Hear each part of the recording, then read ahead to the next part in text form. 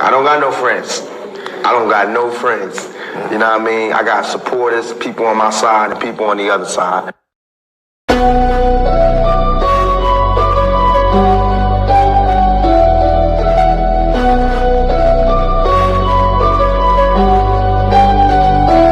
Welcome to the shift where the whole room glows. DMG vibes got the city on go. Stand on what you know, every mind gon' grow. If you black, I'm with you, let the whole world know. Paradigm like, yo, shine just right. Respect your view even if we don't align right. We can disagree and still keep the love tight. DMG family, we elevate the mind right.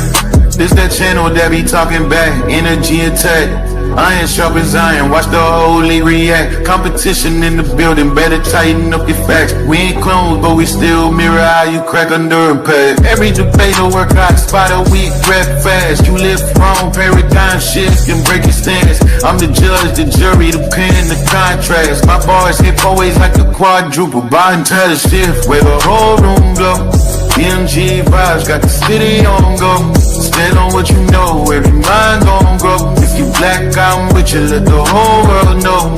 Paradigm light, yeah, we shine just right. Respect your view, even if we don't all align right. We can disagree and still keep the love tight.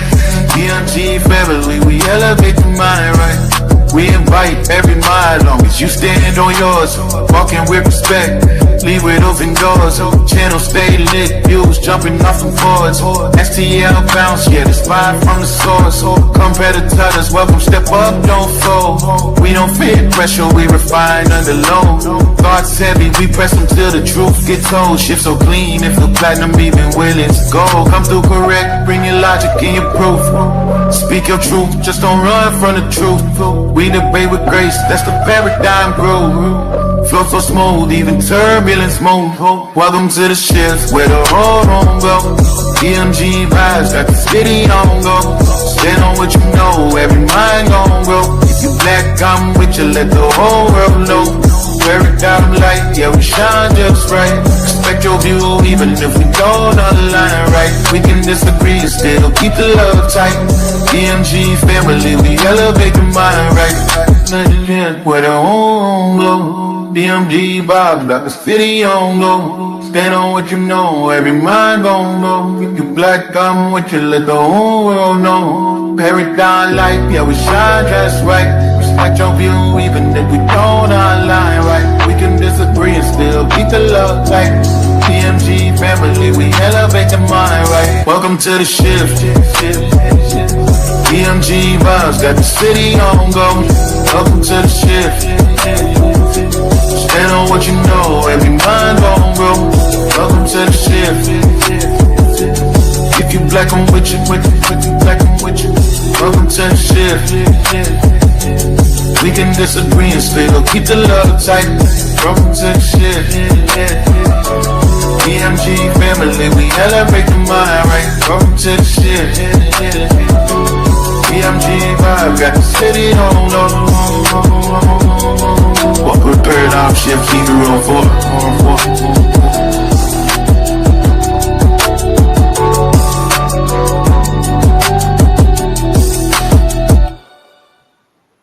Y'all know I say that greeting for one reason and one reason only. It's because if you black, I'm with you. And I hope that you with me.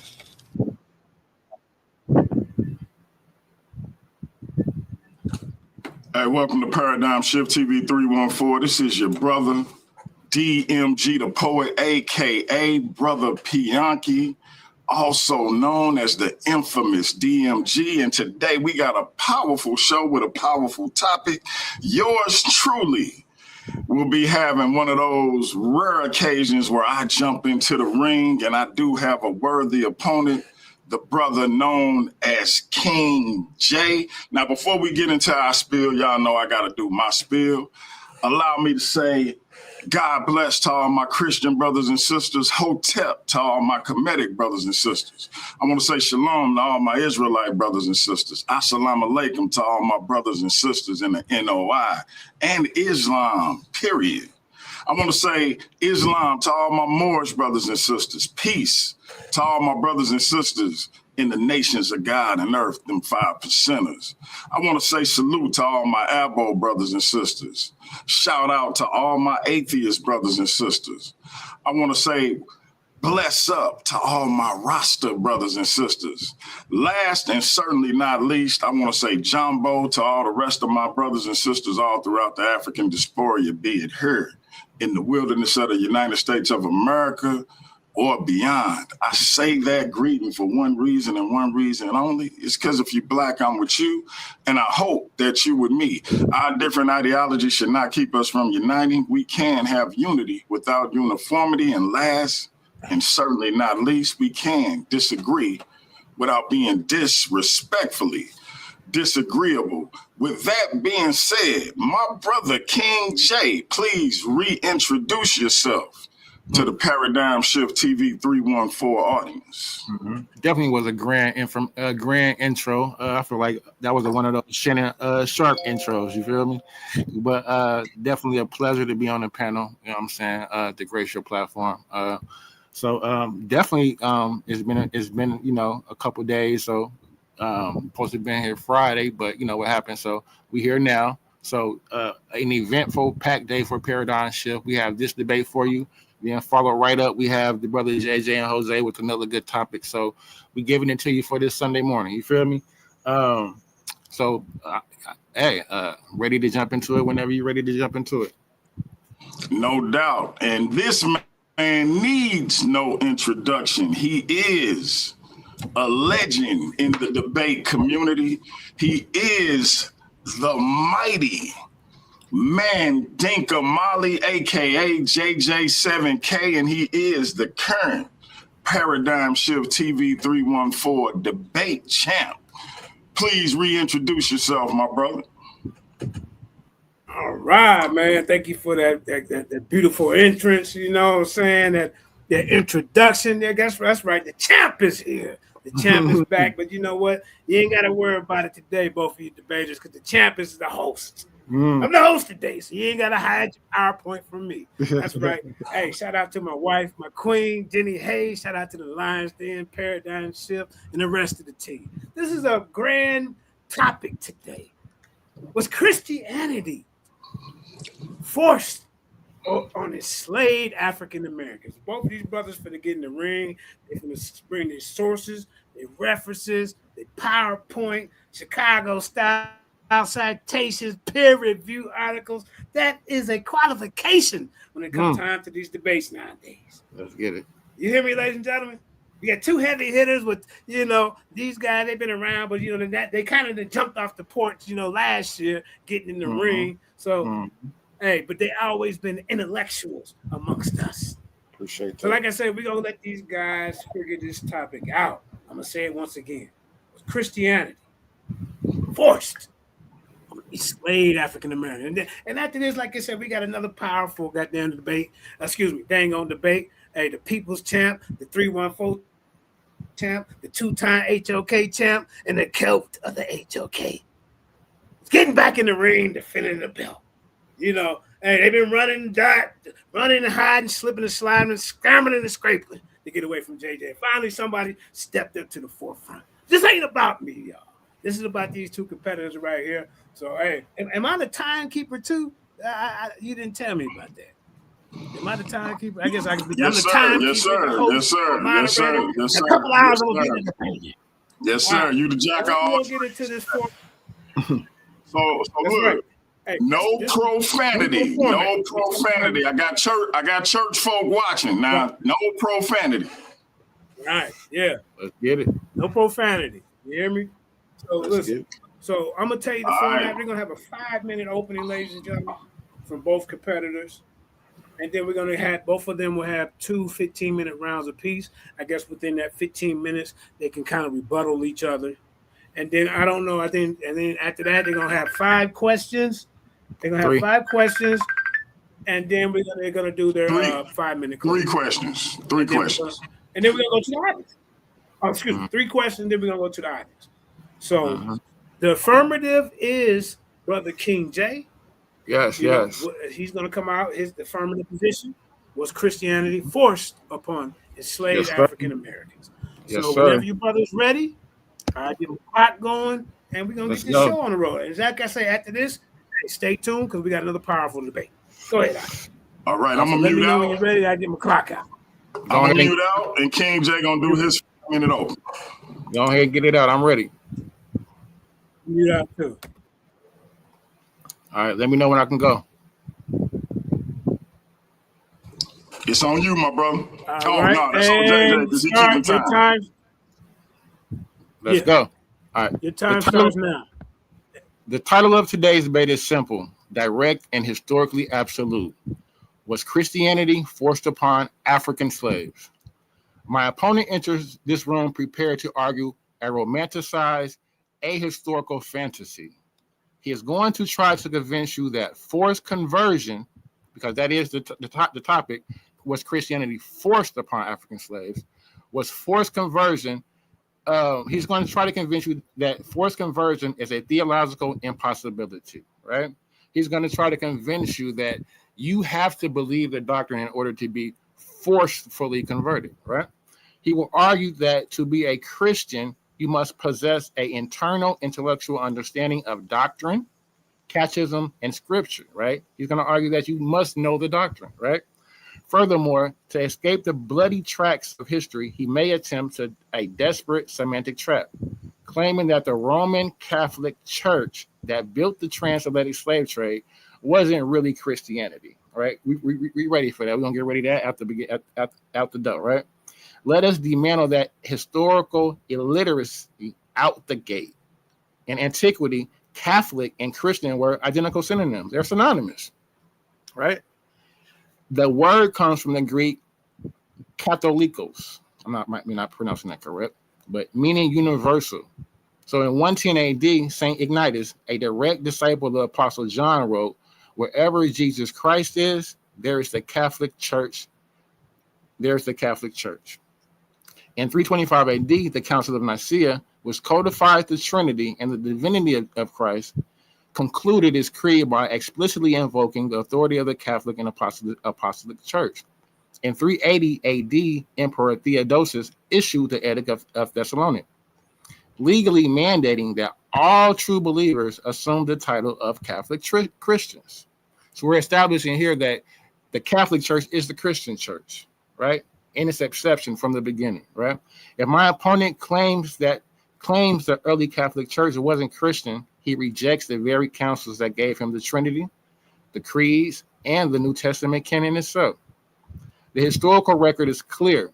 The church was mainstream Christianity. The Catholic Church was mainstream Christianity, to be exact. And when the empires of Europe initiated the transatlantic slave trade, they didn't break Christian rules. They simply followed the script. The concept of chattel slavery, the legal classification of a human being as a permanent inheritable property, is woven directly into the fabric of the biblical canon. My opponent claims that slave owners had to corrupt the text to justify permanent bondage and the theft of children. He does not know his own book. Let us look at Exodus 21, 2-6. The Bible text explicitly codifies that if a master gives a male slave a wife and she bears him children, the woman and her children belong permanently to the master, and that the slave can be held for life. That's chattel slavery. Let's look at the Leviticus 25, 44-46, which explicitly states, your male and female slaves are to come from nations around you. You can buy them, and you can bequeath them to your children as inherited property. This is chattel slavery. Kind of goes into the same Christian scriptures where they say that Christians aren't allowed to enslave other Christians, right? But you're still allowed to enslave the other nations. So this is in your text from the beginning, where it says you can buy them, you can bequeath them to your children as inherited property. You can make them your slaves for life. That's chattel slavery. When the white Christian lawmakers of early America sat down to construct the legal framework of American chattel slavery, they copied the homework of Exodus word for word. In 1662, they passed a law declaring that all children born in the colony would be bond or free only according to the condition of the mother, perfectly mirroring the property rules of Exodus. In 1667, they passed an act explicitly declaring that the conferring of baptism does not alter the condition of the person as to its bondage. Meaning that just because you're bonded, that you're baptized, doesn't mean that you can't be, doesn't free you from being a 10 slave. minutes remaining. How many? 10 minutes. Sorry. This is my opening. I only got 5. Oh, I'm tripping. Yeah. My fault. Yeah. 3 minutes. I'm so tripping. My fault. Your opening over. you went on for 5 minutes. Yep. You went on for 5. No, that was it. Yeah, 5 minute open. Yep. I caught it right there. Yep. Okay. So that brother came out with his opening. You know what I'm saying? So we're gonna get DMG, the infamous DMG, in the building to do his 5 minute opening. And then we're gonna get to the meat and potatoes. Go ahead, DMG. Let me know when you're ready. Take your screen down.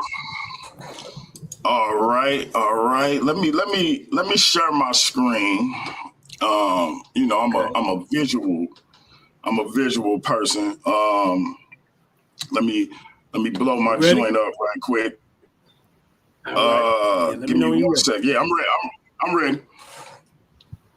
Go ahead and start my time. Now. Go ahead. All right.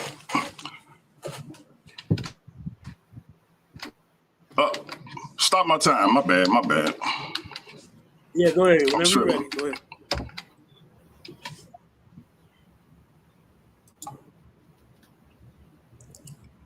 My bad. Hold on.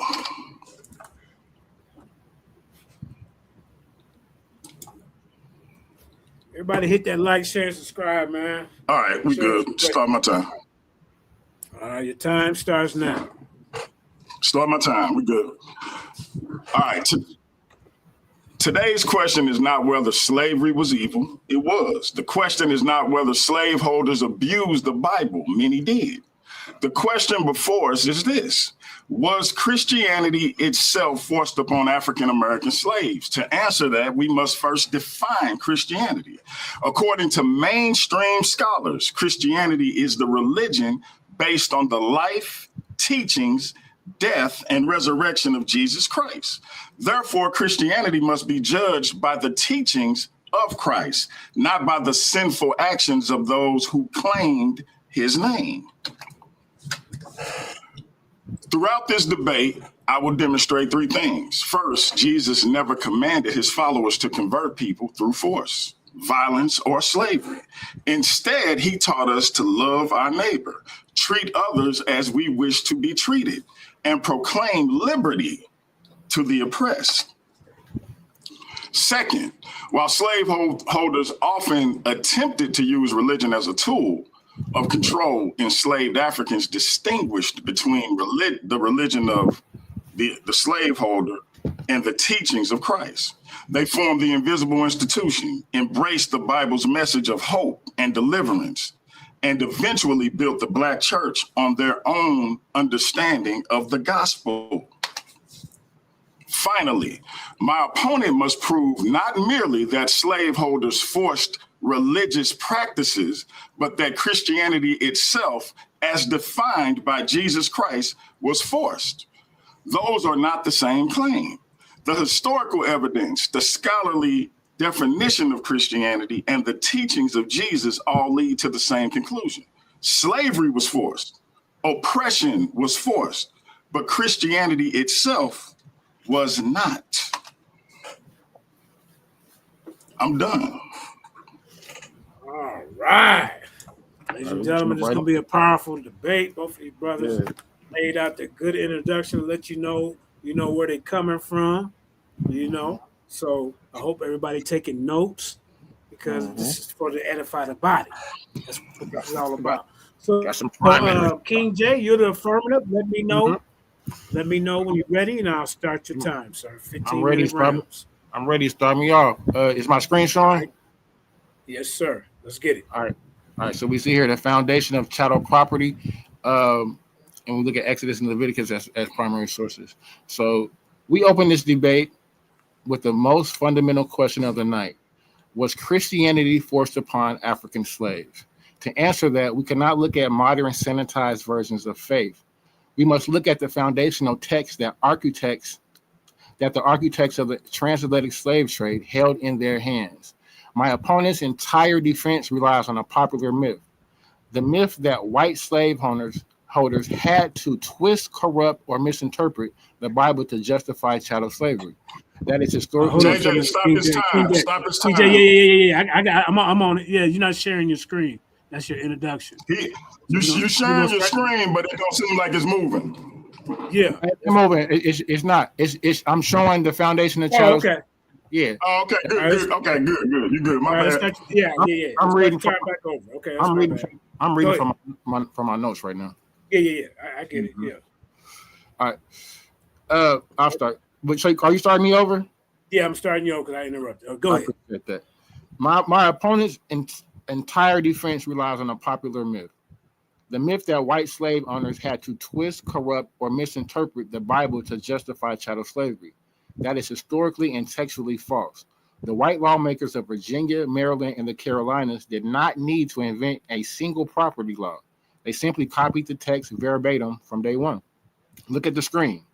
We are breaking this down into two clear legal mechanisms: the property statutes of the Old Testament that define what a slave is, and the penal enforcement codes of the New Testament that dictated how that slave must behave. So we see here in Leviticus 25, the text does not describe temporary servitude. It outlines the exact parameters of American chattel slavery, buying human beings as commodities, holding them permanently, and passing them down to your children as inheritable assets.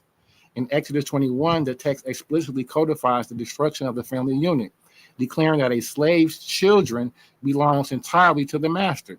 So when we see in master having sex with the female slaves, having children, then those slave children are inherently his for forever. He knew what he was doing, right? So, and when you cross over to the New Testament, in the New Testament, 1 Peter and 1 Timothy provide the psychological handcuffs. They turn physical resistance into a sin against God and explicitly command slaves to bow down to the whip, not just when the master is kind, but specifically when the master is brutal and harsh. From day one, chattel slavery was not a violation of the Christian document. It was a documental requirement. So we see here chattel slavery, the legal reduction of human beings into an inheritable commodity, was woven into the fiber of the Bible, the biblical document from the very beginning. The architects of the American slave codes did not have to invent the property laws. They simply copied the biblical text. So we see here in the Exodus and Leviticus, the framework where it says, literally what it says. So to ensure this property remains submissive, the New Testament provided the penal code, the penalty. 1 Timothy 6:1 commands slaves to count their masters worthy of all honor so that God's name isn't blasphemy. While 1 Peter 2:18 commands total submission, not just to kind masters, but also to those who are harsh. So let's go. I don't know how much time. So we're talking about the definition of the word Catholic. Now that we established that chattel slavery is woven into the very fabric of the biblical. 10 minutes remaining. 10 minutes. We must expose a massive linguistic and historical deception. My opponent is going to try to play semantic games tonight. When I expose the blood, the torture, and the forced conversions executed by the church, he is going to try to say, well, Jay, that was just the Roman Catholics. That really wasn't Christianity. Let us correct the record with raw history of languages and imperial history. The word Catholic comes from the Greek adjective Catholicos, which literally translates to universal according to the whole. When the early church fathers used this term, they weren't describing a small rogue sect. They were defining the one and only legitimate universal Christian body on earth. To be a Christian meant to be a member of the Universal Catholic Church. There was no alternative. So let's jump here to 380 AD, Emperor Theodotus. I didn't make it generic non-denominational faith to state religion under the Edict of Thessalonian. He legally decreed that the title of Catholic Christians belonged strictly to those who submitted to the Bishop of Rome. So let's go. I don't have much time. So we're jumping right here to 110 AD, where primary source is Ignatius of Antioch. So my opponent. So let's go here. The earliest recorded use of the term comes from Saint Ignatius, a disciple of the Apostle John, writing on his way to martyrdom in Rome. Wherever the bishop shall appear, let the multitude also be. Even as wherever Jesus Christ is, there is a Catholic Church. Letter to the Smyrnians. Chapter 8. If the Catholic Church isn't Christian, then a direct disciple of the Apostle John didn't really know what Christianity was, is what the brother will probably try to argue. So let's jump straight here to the Nicene Creed. Now we move to 325 AD, the Council of Nicaea. My opponent wants you to believe that Christian doctrine is a natural, self-evident truth found cleanly in the scriptures. History shows us a completely different reality. Christian doctrine was manufactured, standardized, and legally enforced by the political empire. Before 325 AD, early followers of the church were radically divided. There were dozens of factions with completely different views on who Jesus actually was. Some believe he wasn't God at all. Others believe he was a separate, lesser created being. It was absolute theological chaos. Here comes the Roman Emperor Constantine the Great. He didn't just care about saving souls. He cared about saving the fractured empire. He needed political stability. So what did he do? He unified the religion to glue the empire together. He summoned 300 bishops to Nicaea, paid for the travel out of blah, blah, blah, and ordered them to standardize the faith. The result of that was the Nicene Creed we have here in 325. The result of the Nicene Creed, a foundational statement of faith that defines the Trinity. But pay close attention to the final lines of the original 325 AD document, which apologists love to skip over. They are called the anathemas. The original creed didn't end with a peaceful amen. It ended with a legal curse. It explicitly stated that anyone who does not say these exact words or who believes a different version of Christ is anathema, meaning cursed or excommunicated and legally marked as the enemy of the state. So let's go. We see this here in the Nicene Creed. Let's go to jump because I know we don't have much time. 380 AD, we jump to the Edict of Thessalonians. JJ, let me know when I'm at 5 minutes. The absolute smoke. I will. Yep. The absolute smoking gun of Christian legal history. My opponent wants to pretend that Christianity spread across the world simply because it was a beautiful story that captured people's heart. History tells us a much darker, bloodier history. It spread because it became a mandatory imperial penal law. So let's not let him make this theological, philosophical great picture of what he thinks Christianity should be in his heart, right? We're talking about a mandated law, right? We're talking about laws. In 380 AD, Emperor Theodotus issued the Edict of Thessalonians. This single document legally ended religious freedom in the Roman Empire. It did not just make Christianity legal; it made it compulsory under under penalty of law. Okay, let's go. Look at how the law defines everyone else. If you were a non-Catholic, or if you practiced the traditional ancestral religions of Africa, Egypt, or Europe, the Roman Empire did not recognize your humanity. The edict legally brands you as foolish, madmen, or heretics. And what happens to madmen and heretics under the Christian law? The edict explicitly states that they will face the vengeance of our authority, which we shall impart in accordance with the will of heaven. So they're justifying this. If you're not a Christian, they're legally justifying this, right? In accordance to the will of heaven. This is the birth of institutional forced conversion. This is what we're talking about. The title of the debate was Christianity Forced. This is the birth of institutional forced conversion. The church and the state fused into one machine of terror, right? They use the Roman armies, right? And the church backed them. So let's go. I ain't got too much time for this. But we're talking about this as the primary source. The Edict of Thessalonians is 380 AD. Let's jump into the papal bulls. Now we move from the ancient Roman Empire straight to the genesis of the transatlantic slave trade. My opponent loves to claim that 5 minutes remaining. Thank you. My opponent loves to claim that the enslavement of African people was a secular economic crime committed by greedy merchants in spite of Christian teachings. History desperately eradicates that lie. Decades before a single slave ship crossed the Atlantic, the supreme head of the Christian world, the Vicar of Christ, Pope Nicholas X, issued a series of binding international decrees known as papal bulls. These documents provided the absolute legal, moral, and theological framework for the global slave trade.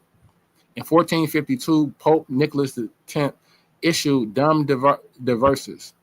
Look at the terrifying language on the screen. This is the actual primary or facsimile of it.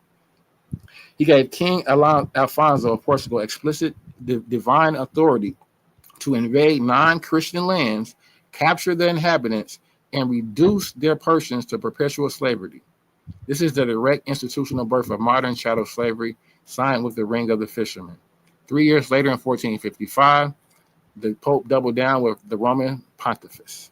This document wasn't just about theology; it was an imperial real estate deed, right? So we're not talking about theology here, DMG. The Pope granted Portugal a total monopoly over the entire coast of West Africa. He declared that everything south of Cape Bajador belonged to the Portuguese crown, explicitly stating that capturing and enslaving Africans was a righteous act because it brought heathens under the spiritual domain of the Christian church. So let's pay close attention to the spiritual blackmail used here. The Vatican legally framed the total destruction of African sovereign nations, the theft of their land, and the branding of their bodies as a holy crusade. They explicitly stated that reducing people to permanent chattel slavery was the necessary prerequisite to their forced conversion. The church did not inherit a slave trade that already existed. The Christian church authorized and engineered it from the throne of the Vatican. And here we see more about, I'm not going to go into it because I know my time is ending, but here we see more about the actual the act itself, the dum diveris. Because the slavery was already sanctified in the text, it was easily operationalized as international law by the highest authorities of the Christian church. We jump here to the Roman Pontifice. I think I'm going to save this forced conversion for my next slides to start off with, so I won't get into it. So I yield. I'm pretty sure my time was almost up. Right, you left 2 minutes and 30 seconds on the table, ladies and left gentlemen. 2 minutes? Oh no! Let me get them 2 minutes. 2 minutes? Yeah, No. okay. Yeah, let me get them 2 minutes. My bad. Okay, so forced conversion. Definitions here of the debate. Forced conversion is a compulsory imposition of a religious identity and legal status upon an individual or population through state-sanctified violence. This is what we're talking about here. Was Christianity forced? Right?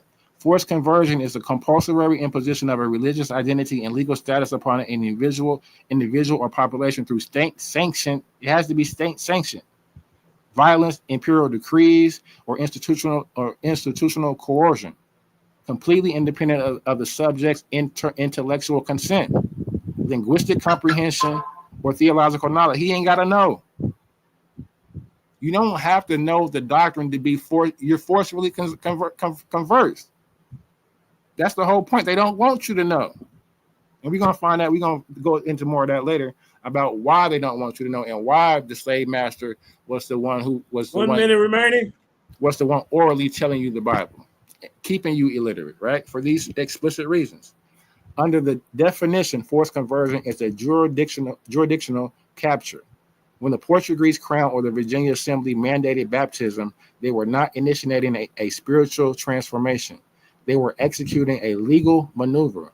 The sacrament was a state mechanism used to bring an African body under the penal jurisdiction of Christian courts like the Inquisition and the final financial framework of the empire. As the 1621 Inquisition ruling proved, the state legally imputed the identity of Christian onto the slave, making their actual understanding of the doctrine entirely irrelevant. I yield. And time. Left 30 seconds on the table. All right, ladies and gentlemen, King J has presented his premise. He laid it out on the line. He went back into history, Nicene Creed. You know what I'm saying? The brother came in. He came in prepared. That's up to the infamous DMG to attack this premise. So DMG, let me know when you're ready to get it in, brother. Yeah, give me 1 second, man. Give me 1 second.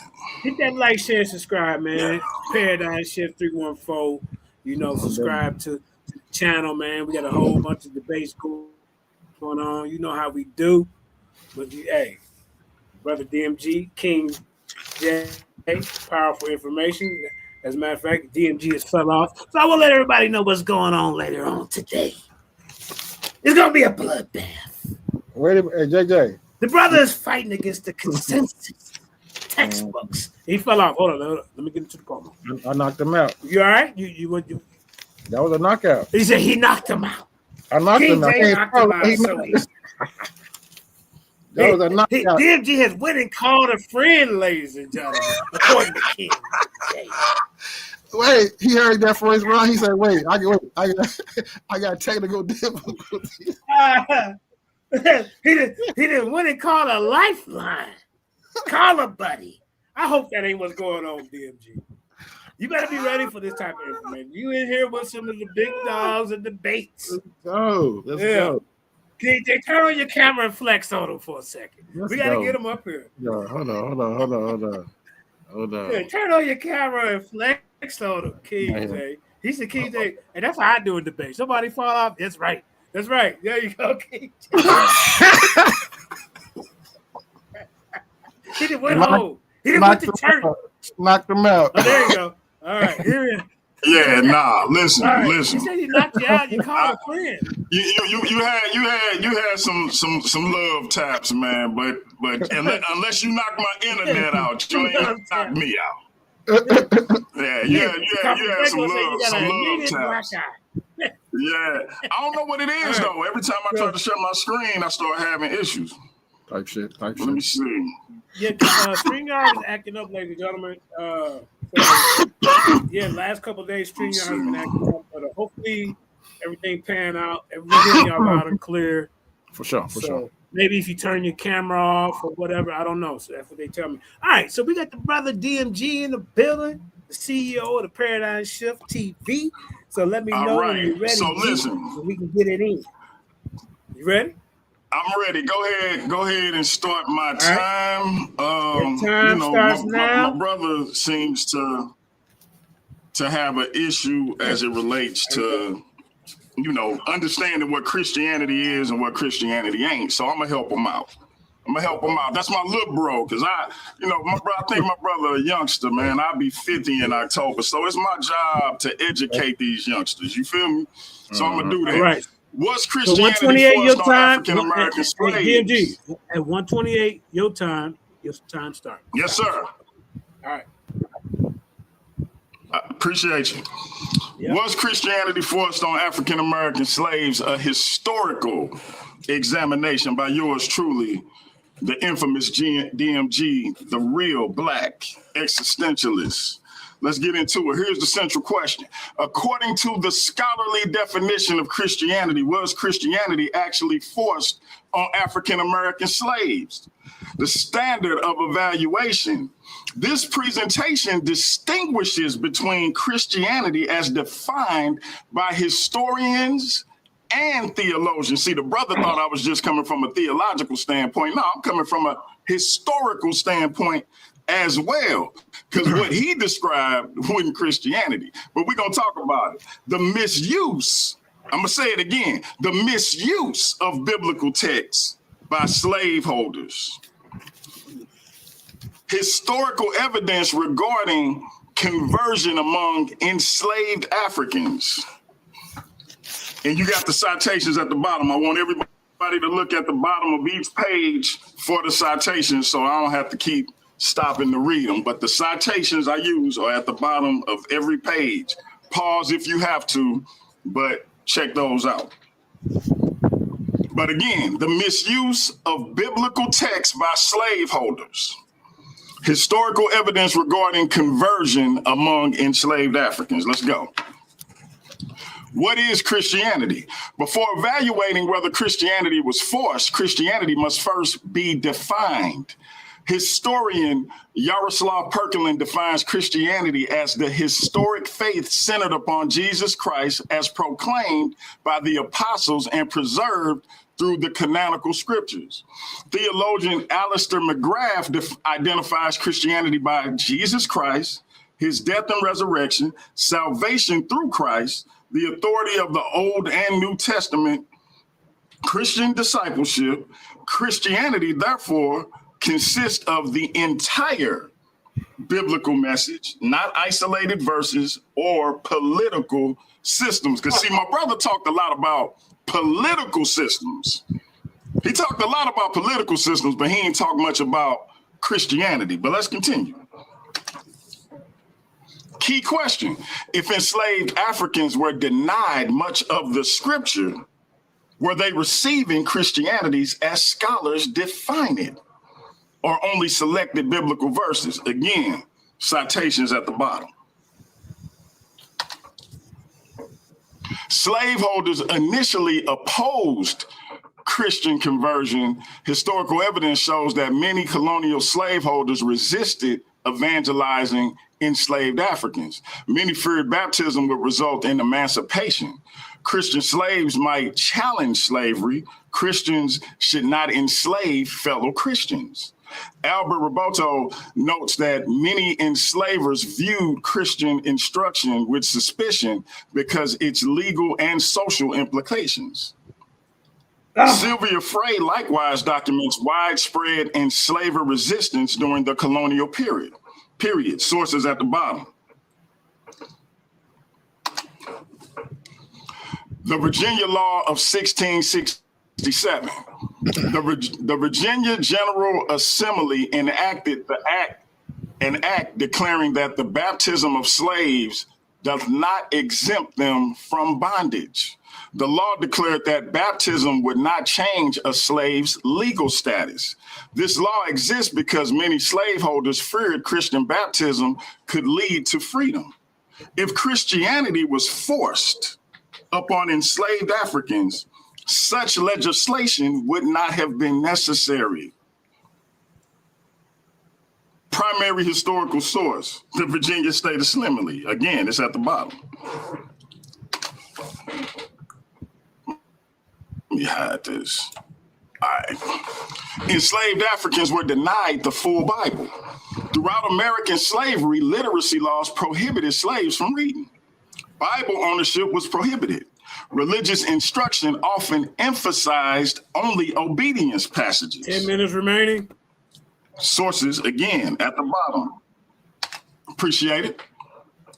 Enslaved Africa. My bad.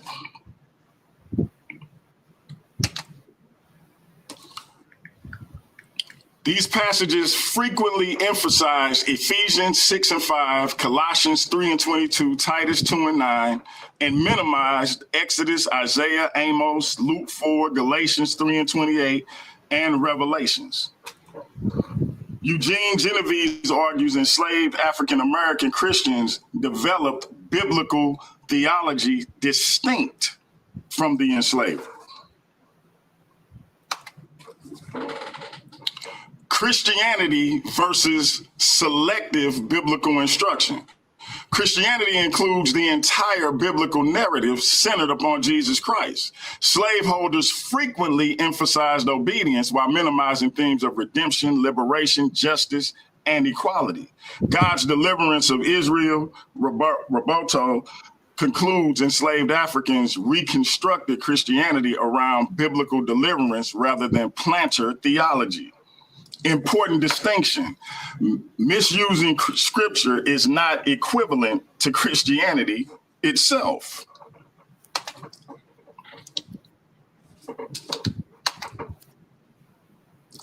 Why is my screen not changing? Hold on. Yeah, it was changed. You need me to stop your time? Stop my time, yeah. Yeah, stop your time. Okay. All right. You got 5 minutes remaining once you start back up. All right, hold on. Yeah, take your time. All right, everybody, hit that like, share, and subscribe. Paradigm Shift 314. All right, let's get it. Yeah, it's 12:20 my time. You can start it back up. I think I'm back where I was. Excuse me. All right. No, you got 8 more minutes. My bad. The Second Great Awakening. You got 8 more minutes. All right, cool. The Second Great Awakening. Following 1800. Okay. The Second Great Awakening. Following 1800, revival movements spread throughout the South. Missionaries increasingly preached repentance, salvation, resurrection, grace, and the gospel. Nathan Hatch argues that these revivals democratized American Christianity and greatly increased African American participation. Large numbers of enslaved African Americans voluntarily converted during this period. I want to emphasize what I just said. Voluntarily converted during this period. So that means they hadn't converted, forced or otherwise, previous to that. The invisible institution. Enslaved Africans secretly gathered in forests, bush arbors, swamps, and secluded cabins. Despite risking whippings, imprisonment, sale, and death. These meetings included preaching, prayer, scripture, communion, and spiritual songs. Black Christians used the biblical scriptures to empower themselves. Rather than accepting the enslaver theology, enslaved Christians embraced biblical narratives of liberation. Favorite biblical figures included Moses, Daniel, David, Jesus. Spirituals such as Go Down Moses, Still Away, Swing Low, Sweet Chariot expressed hope, resistance, and faith in divine deliverance. Christianity became a source of dignity rather than oppression. Again, sources is at the bottom. And really quick, as it relates to the invisible institution, again, they went out in the forest and hid to have church service. Now, the brother said Christianity was forced on them. Why would they have to hide to do what was mandatory? If you forcing somebody to do something, they ain't got to go hide to do it. They can do it right in front of you. So that lets you know right then and there that our enslaved African-American ancestors knew the distinction from what the enslaver wanted them to do. 5 minutes remaining. And what the Bible actually instructed them to do. Otherwise, they wouldn't have had the sneak to do it. But anyway, he talked about the papal bulls, manifest destiny, and etc. But let's talk about it in contrast to Christianity. The Dumded verses, 1452, Romanus Pontifex, and understand, I don't speak Latin, so if I'm butchering these words, bear with me. Romanus Pontifex, 1455, Inter Cafetera, 1493, and Manifest Destiny. These were political and legal documents, not teachings of Jesus Christ. I already defined what Christianity is. See, the brother don't know the definition of Christianity, but I'm here to teach him. These were political and legal documents, not teachings of Jesus Christ. That's what Christianity is. I don't know what bro was talking about. These are political and legal documents, not the teachings of Jesus Christ. The New Testament teaches Matthew 23 and 37, love God and neighbor. Matthew 28, 19, make disciples. Acts 10, 34 and 35, God shows no partiality. John 18, 36, Christ's kingdom is not of this world. Galatians 3 and 28, equality in Christ. In 2023, the Vatican formally stated that the doctrine of discovery is not part of the teachings of the Catholic Church. I got sources all down the line. Pause it and look at them and go check them. Check my work. Historical Christianity versus imperialism, colonialism, and racism disguised as Christianity. Let me repeat that. Historical Christianity versus imperialism, colonialism, and racism disguised as Christianity. That's what bro talking about. I'm talking about Christianity. Early Christianity spread primarily through preaching, persuasion, and voluntary conversion, not by military conquest. Many Christian bodies today have repudiated the doctrine of discovery. Historical evidence during Christianity's first 3 centuries, believers spread the faith throughout the Roman Empire despite lacking political or military power. Here's some scriptures for you. Genesis 1:27. Every human being is created in the image of God. Luke 6:27-31. Love your enemies and treat others as you wish to be treated. I don't think that's what the slave owner was teaching our enslaved ancestors. I don't think so. James 2:1-9. Scripture condemns favoritism and partiality. 2 minutes remaining. We got to stop at the 2 minutes. The brother fell off. Hey, it's getting heated up in here, ladies and gentlemen. You hear me? These brothers is bringing it out. First round was very powerful from both of these brothers. King J came out swinging, throwing uppercuts and hooks. Hey, DMG come out on the defense. Hey, coming with his attack. This is very powerful. He said, what they got to hide for, ladies and gentlemen? King J went back to the Nicene Creed. And, hey, these brothers is battling, man. Y'all take heed to what these brothers is teaching and what they're getting out there, man. Don't just be here for fanfare. Edify yourself. Edify the body. This is what this is all about. At the end of the day, there's no winners and there's no losers. Everybody gonna learn something from each person, and everybody get in where they fit in. That's what these debates is all about. And when you have like-minded people, y'all click together and y'all study the information. All right, the brother's back. You got 2 minutes. You know, I apologize, he family. said you got I don't Netro. know if it's StreamYard. I don't know if it's StreamYard. Don't start my time yet, What? JJ. I don't know if it's StreamYard. Yeah. I don't know if it's my internet. But y'all bear with a brother. Let me get my joint back up. Yeah, get it back together, man. Hey, King J, tell him instead of getting Netro PCS, he said got Metro PCS. I don't know what's going on with the brothers trying to save $1 or $2. You get what you pay for. You hear me, ladies? Hey, you get what you pay for. Jose Francis, you over there with that Noose Mobile. You better get your Boost Mobile. All right, so infamous DMG is back. He's back. Oh, What you say, Boost Mobile? Look, I'm gonna try this again. Let me see what's happening. We Let got me see Deuce what's happening. All right.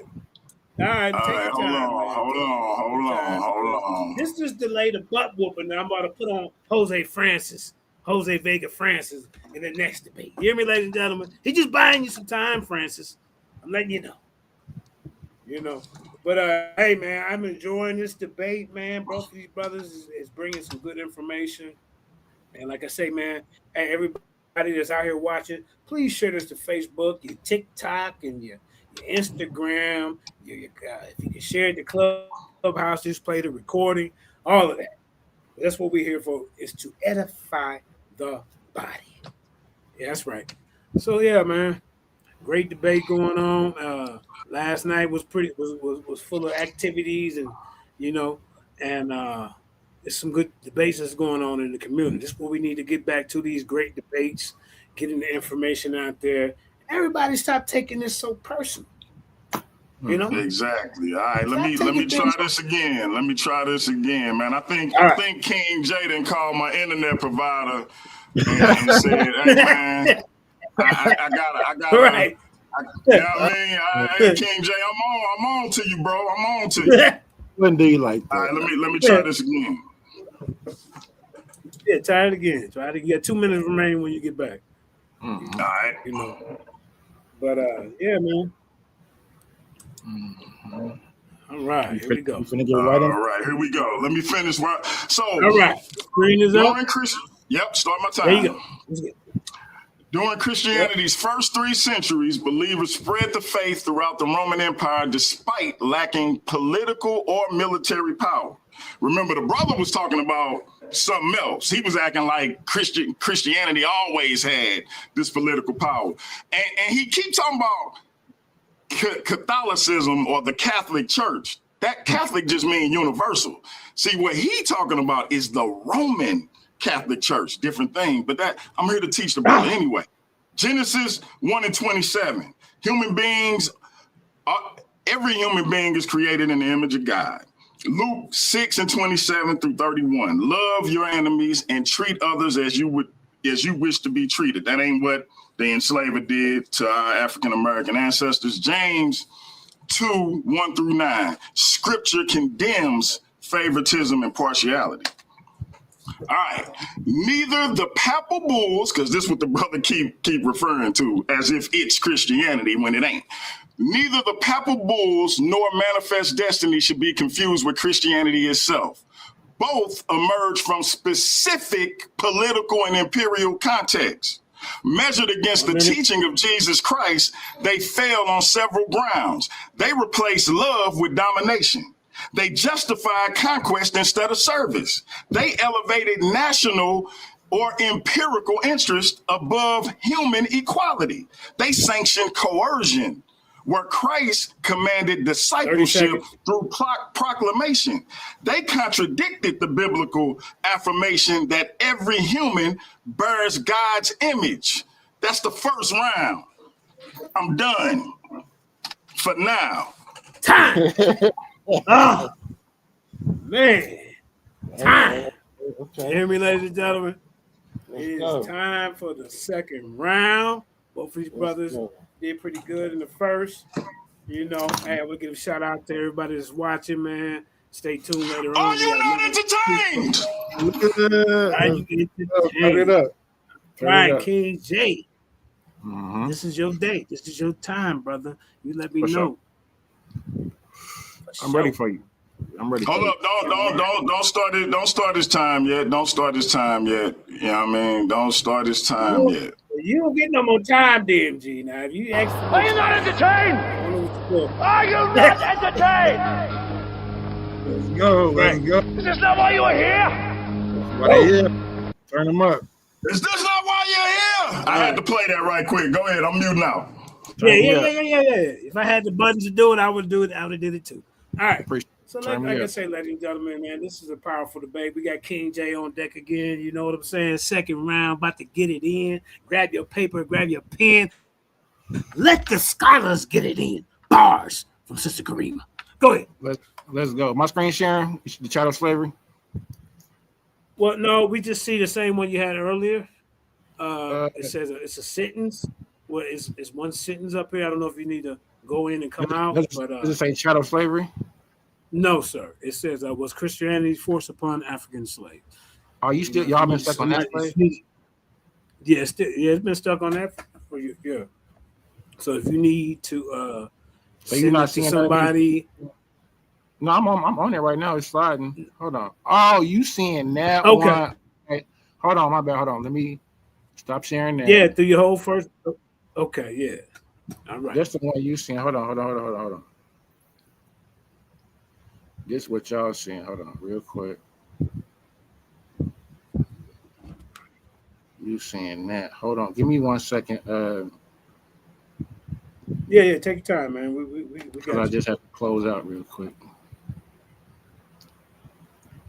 Because that whole time I did not know y'all was just watching that one slide. My bad. Give me 1 second. Yeah, I think me and DMG both told you earlier. If you didn't hear us, we apologize. Like I say, we keep things fair over here. Any other platform that I'm associated with. Table, sir. Yeah.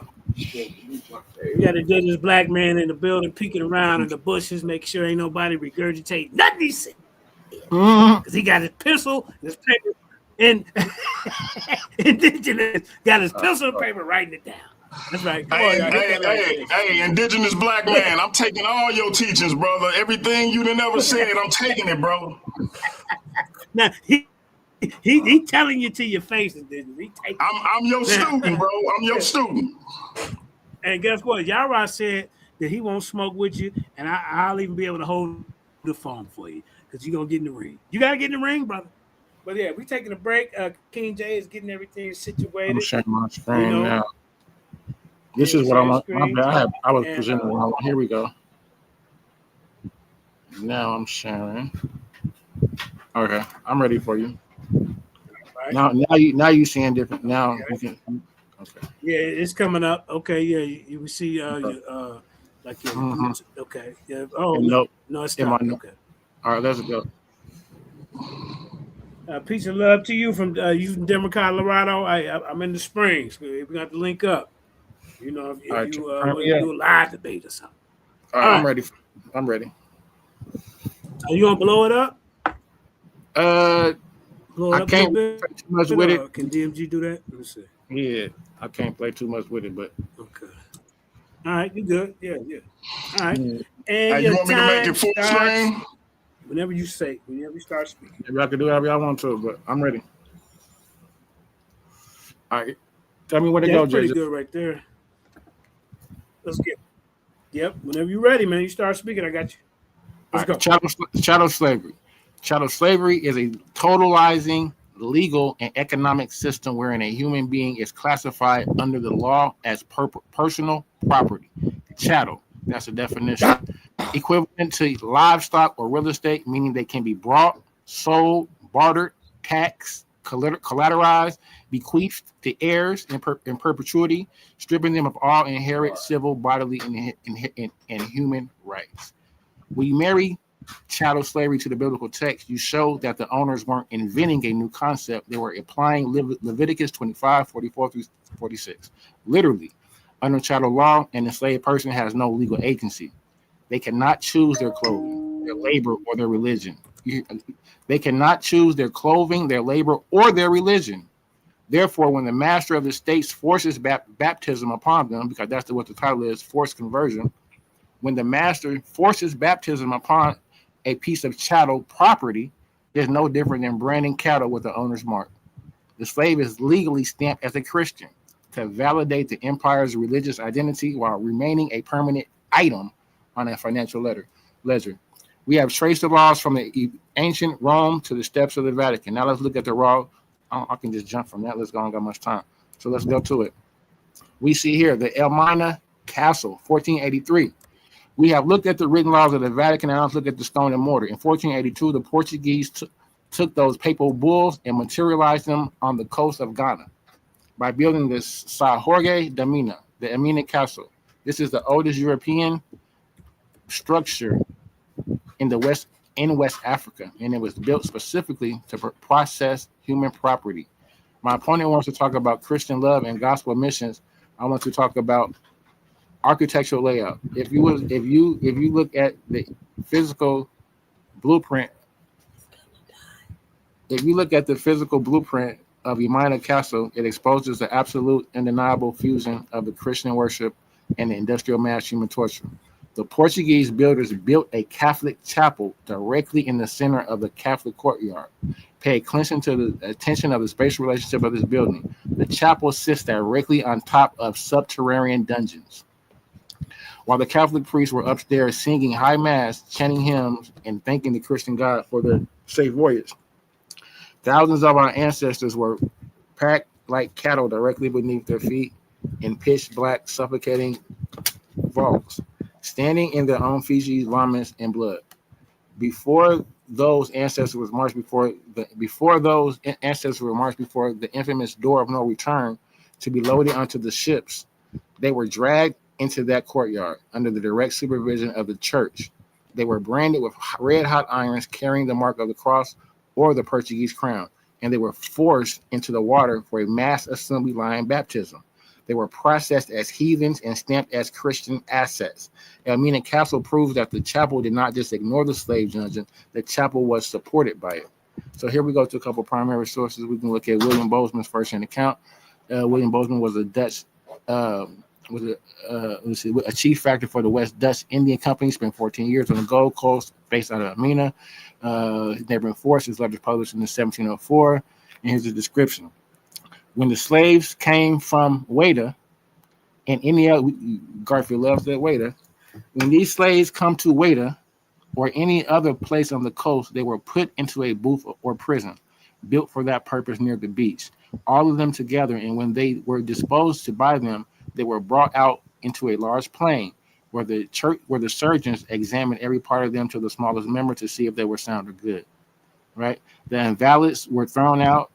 The remainder were forced to be branded on the beast with the red hot iron, marking them with the arms of the name of the company. This done, the slaves are returned to their prison where they are kept at the company's charge, relocking them up under the ground in their dungeons where they remain until the ships were ready to receive them. That's the primary source. This is the baptism mandate before shipment. Jean Barbat, a French commercial agent who made voyages to the West Africa, he's a priest. The Portuguese priests in the castles made it their business to baptize the slaves before they were shipped off to Brazil to make them Christians. Though they knew nothing of the language or the religion they were being initiated to, the priests received a piece of Christian piece of 8 currency for every slave so baptized, which made it very diligent in a office looking at it as a very holy work.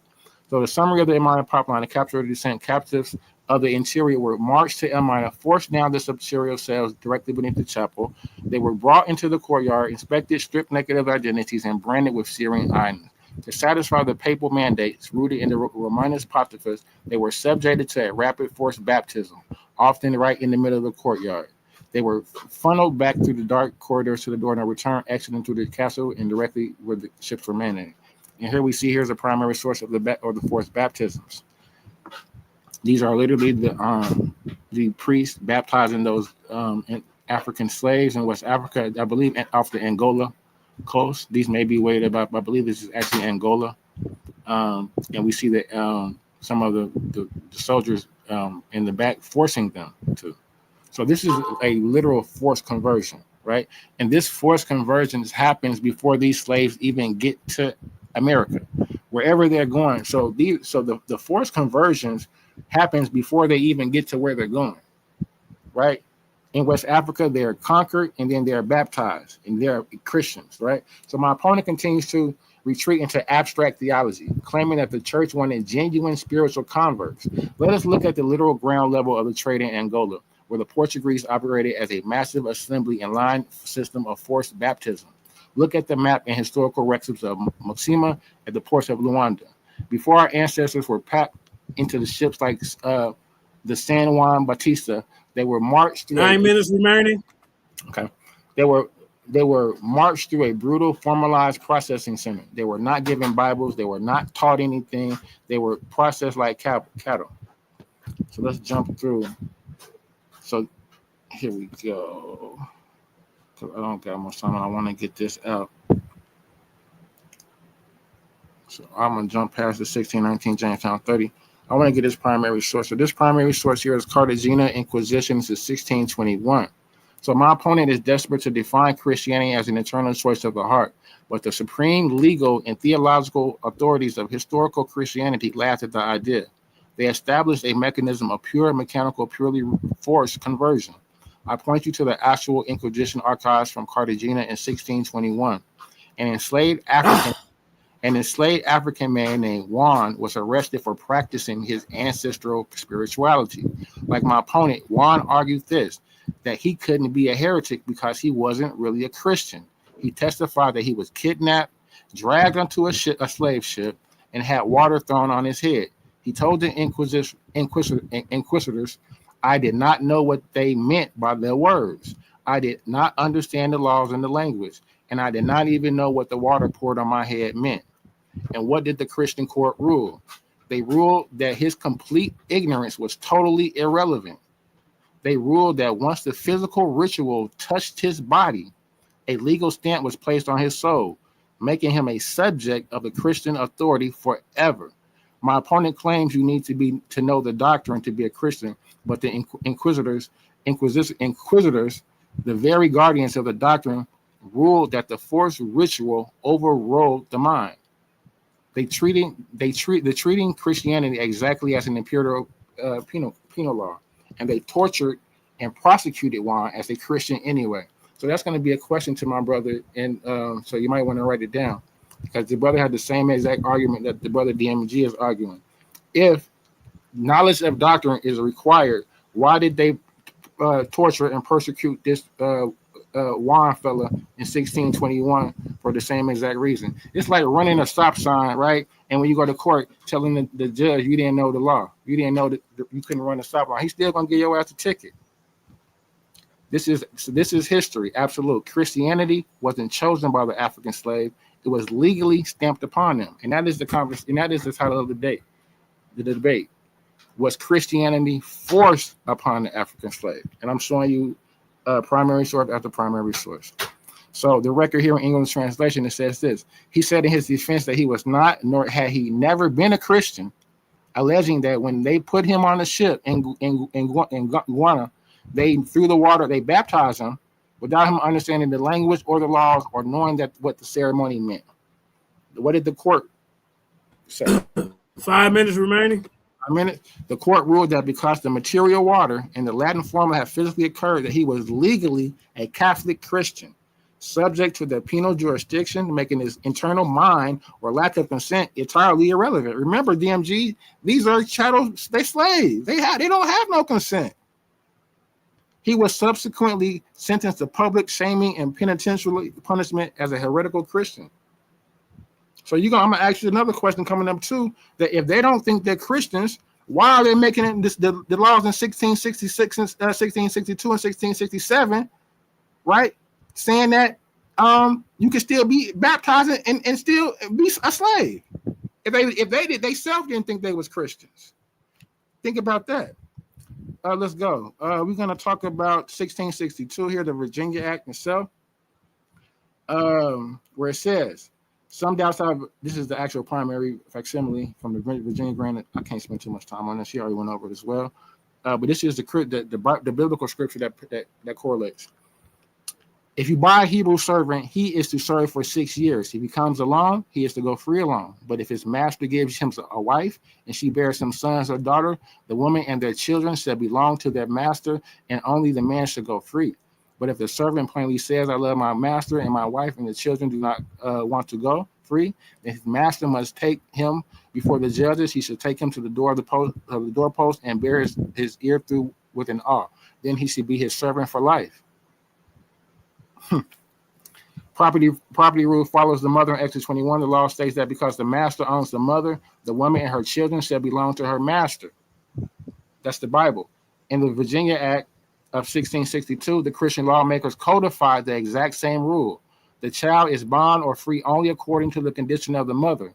Christian enslavement in Christian, your opponent wants to, that Christianity doesn't allow the timeline of enslavement of another human being, but Exodus 21 explicitly lays out the legal framework for how a master can hold a person for life within the religious covenant community. So he's trying to, don't let the brother talk about what his theology of love is, but we're talking about what the actual biblical text says and how it's actually codified it into law. So let's jump around because this is my last two. So I want to go out. I need to close. I'm gonna close with the 1740 Negro Act. My opponent claims that African slaves voluntarily abandoned their traditional African religions out of sincere intellectual preference for Christianity. Let us shatter that illusion with the penal codes of the South. Look at Section 36 of the South Carolina Negro Act of 1740. Following the Stoner Rebellion, the Christian colonial legislature did not pass laws engaging theological debates with African traditional practitioners. Instead, they weaponized it for the physical law. They explicitly criminalized the possession or use of drums, horns, or other loud instruments. Why does this matter? Because in West African cosmology, the drum is not a casual musical toy. It is a sacred, literal heartbeat of the religion. It is a tool used to communicate, to channel the ancestors, and to perform the sacred spiritual rites. By legally outlawing the drum under heavy financial penalties and corporal punishment, the state performed a physical, systematic liquidation of African spirituality. When you combine the 1740 ban of African drums with the 1740 mandate ordering masters to provide oral Christian instruction, the trap becomes visible. 2 minutes. You violently strip a population of their sacred instruments of their ancestral faith. You make practicing their old traditions an act of criminal subversion, and you leave them with no other legal outlet to gather or express their humanity except to sit in a white man's church balcony and to look at a white man's book. That is not an intellectual conversion. 1 minute remaining. It is a legal and psychological siege that forced a captive population into a Christian mass just to survive. And we see here the actual primary text. We'll jump here to the end. We have the Master's Manual of Charles Colcock Jones in 1842, where he gives the instruction to the slave masters of how Christianity would be a good tool to forced submission on the plantations. So I'll yield with that. All right, ladies and gentlemen, we are at the bottom of the second round. Brother DMG is coming back with his information. King J, they came out swinging harder in this round, man. DMG, you got some things that you need to deal with. Let's go. Let me know when you're ready. All right. Can everybody hear me? Can you hear me? Yeah. Can I be heard? Yep. Let me know when All you're right, ready. start my time. All right, let's get it. 12:52. I'm ready. 2-minute mark on my clock. Let's get it. All right. So, like I said, I'm a rehash something from the last round. Again, the brother keep talking about these political stances. He ain't showed me a scripture yet. Again, neither the papal bulls nor manifest destiny should be confused with Christianity itself. Both emerge from specific political and imperial contexts, measured against the teaching of Jesus Christ. Again, that's what Christianity is, the teaching of Jesus Christ. They fail on several grounds. They replaced love with domination. They justified conquest instead of service. They elevated national or imperial interest above human equality. They sanctioned coercion, where Christ commanded discipleship through proclamation. They contradicted the biblical affirmation that every human bears God's image. Let's talk about it. Love your neighbor as yourself. You shall love your neighbor as yourself. Matthew 22:39. What's the context? Jesus identifies this as the second greatest commandment. Alongside loving God, chattel slavery treated human beings as property rather than neighbors deserving equal dignity, making such treatment incapable with this command. Number 2, the golden rule. Whatever you wish that others would do to you, do also to them. Matthew 7:12. What's the context? This is one of Jesus' clearest ethical principles. No slaveholder would willingly choose to be kidnapped, sold, beaten, or permanently enslaved. Applying the golden rule undermines the moral justification for chattel slavery. Human equality before God. You are not to be called rabbi, for you have one teacher, and you are all brothers. That's Matthew 23:8. What's the context? Jesus teaches that his followers are fundamentally equals under God. Chattel slavery depended upon permanently dividing humanity into masters and property, often based on race. Come on, man, this ain't Christianity that this brother talking about. Number 4, freedom for the oppressed. He has sent me to proclaim liberty to the captives, to set at liberty those who are oppressed. That's Luke 4:18 through 19. The context, quoting Isaiah, Jesus announces his mission as one of liberation and restoration. While this passage includes spiritual liberation, it also echoes God's concern for those living under oppression. Number 5, greatness means serving others. Whosoever would be great among you must be your servant. For even the Son of Man came not to be served, but to serve. Mark 10:14 through 45. Context, Jesus reverses worldly power structures. Rather than commanding others for personal gain, leaders are to serve sacrificially. This ethic is fundamentally opposite to chattel slavery, where masters exercise coercive ownership over others. Context of slaves, obey your master. The brother liked to talk about that particular Let's get into it. What's the context of slave obey your master? The verses most often cited are Ephesians 6:5-9, Colossians 3:22 and 4:1, 1 Peter 2:18-25. These passages were written by Paul the Apostle, and in 1 Peter traditionally attributed to Peter the Apostle, not by Jesus himself. That's number one. But what's the historical context? The Roman Empire already had millions of enslaved people. Christians were a small, often persecuted minority with no political authority to abolish slavery. The apostles therefore instructed believers on how to live faithfully within existing social institutions rather than calling for immediate political revolution. The instruction, slaves obey your master, addresses people who were already enslaved. It does not command Christians to enslave others or endorse the creation of a slave system.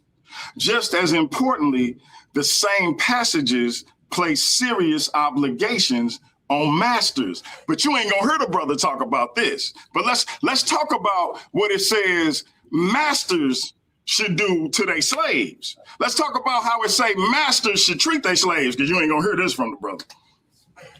Ephesians 6:9, Paul also tells masters, treat your slaves justly and fairly, knowing that you also have a master in heaven. I just gotta ask y'all in the audience, do you think the enslaver treated our ancestors justly and fairly? Because that's what the Bible say. That's what Christianity say do. Colossians 4:1. These commands undermine the absolute authority masters claimed over slaves by placing both master and slave under the same Lord. Let me give it to you one more time, just in case you missed it. Just in case you way in the back and didn't hear me. Masters, treat your slaves justly and fairly, knowing that you also have a master in heaven. See, I hear a lot of people who say Christianity was forced on our ancestors, quote, slaves obey your master. But I don't never hear them quote this. Masters, treat your slaves justly and fairly, knowing that you also have a master in heaven. So even under the constructs of slavery, which was wrong, you ain't supposed to do to them what they did to our ancestors. Why this does not fit American chattel slavery, the system of American chattel slavery differed significantly from the slavery addressed in the New Testament, because it was categorized by race-based hierarchical lifelong slavery, legal treatment of people as property, kidnapping and trafficking of free people, family separation, denial of literacy and religious freedom, severe corporal punishment, and dehumanization. It wouldn't Historical conclusion. The historical evidence demonstrates slaveholders often resisted evangelizing enslaved Africans. They ain't want them to be Christian. The Virginia Act of 1667 reveals planters feared surrounding baptism. Fears, I should say, surrounding baptism.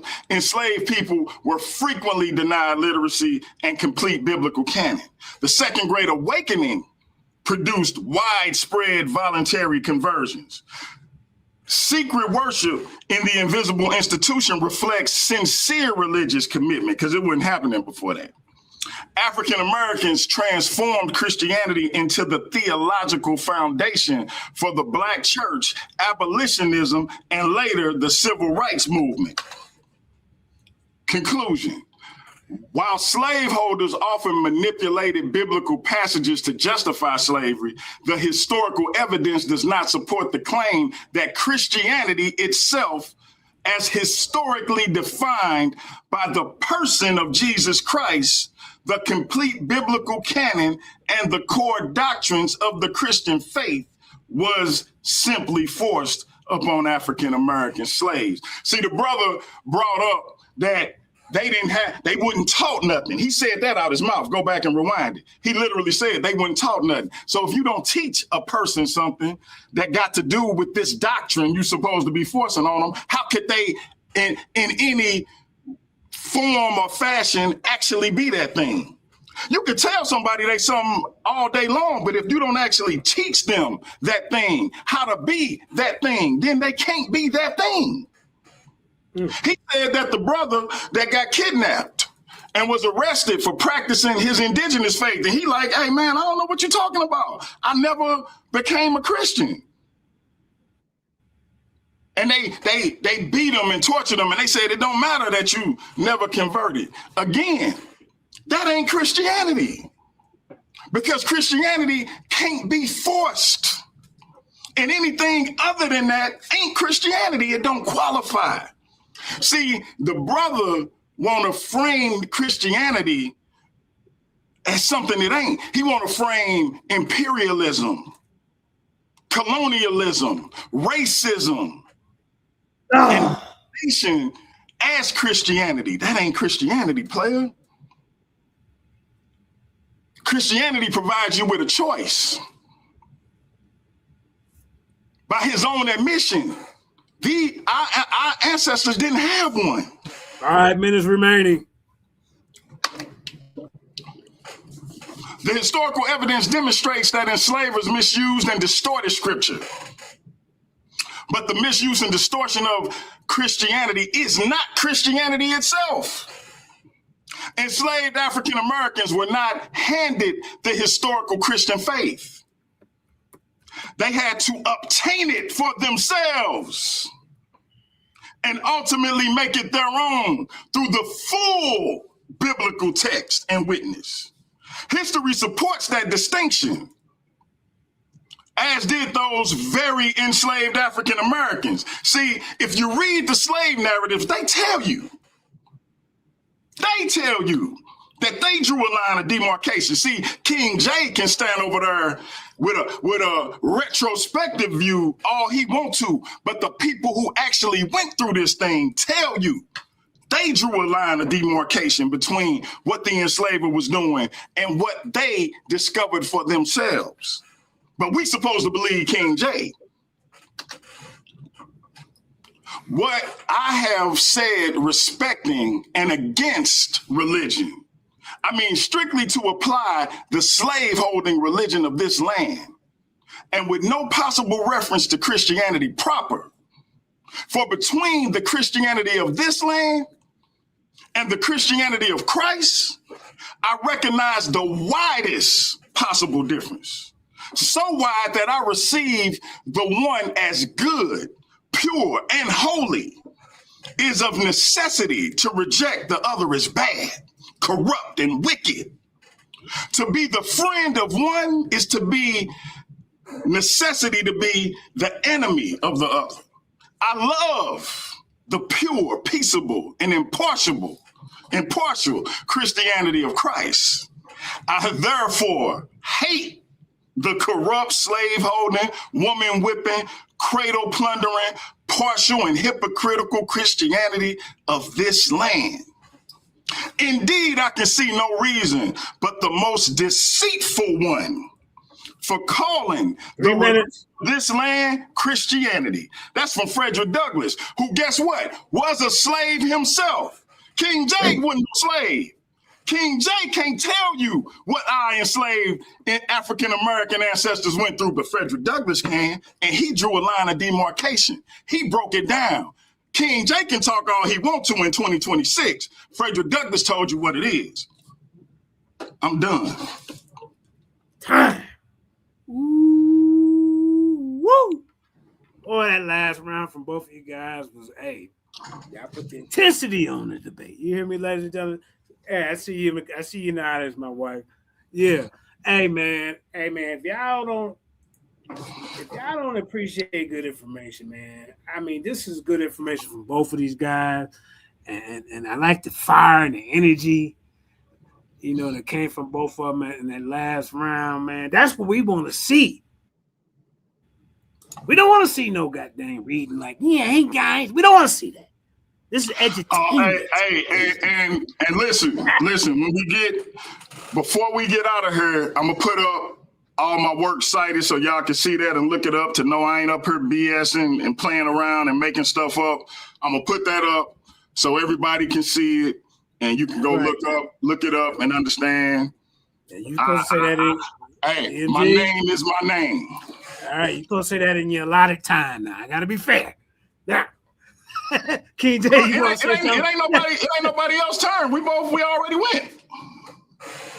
No. Come on, man. I want to be what fair. You talking about? King J, you want to say some little extras? Go ahead. And then we gonna get into the question and answer. I don't know nobody saying JJ wasn't fair. God dang on. You hear me? All right. But go ahead. Go ahead, King J. Do you want to say something before we get into the question round? We got 3 questions apiece from these warriors. You know what I'm saying? These scholarly warriors. Hey, man, they getting it in. Shout out to the Den. Shout out to DMG. Shout out to the Paradigm Shift 314. Worldview Wars Debate League. We getting it in. King J, you want to say something before we... We're like, look, 30 seconds. I think he might be shell shocked, Jay. He might be shell shocked. You got him hiding in the matrix.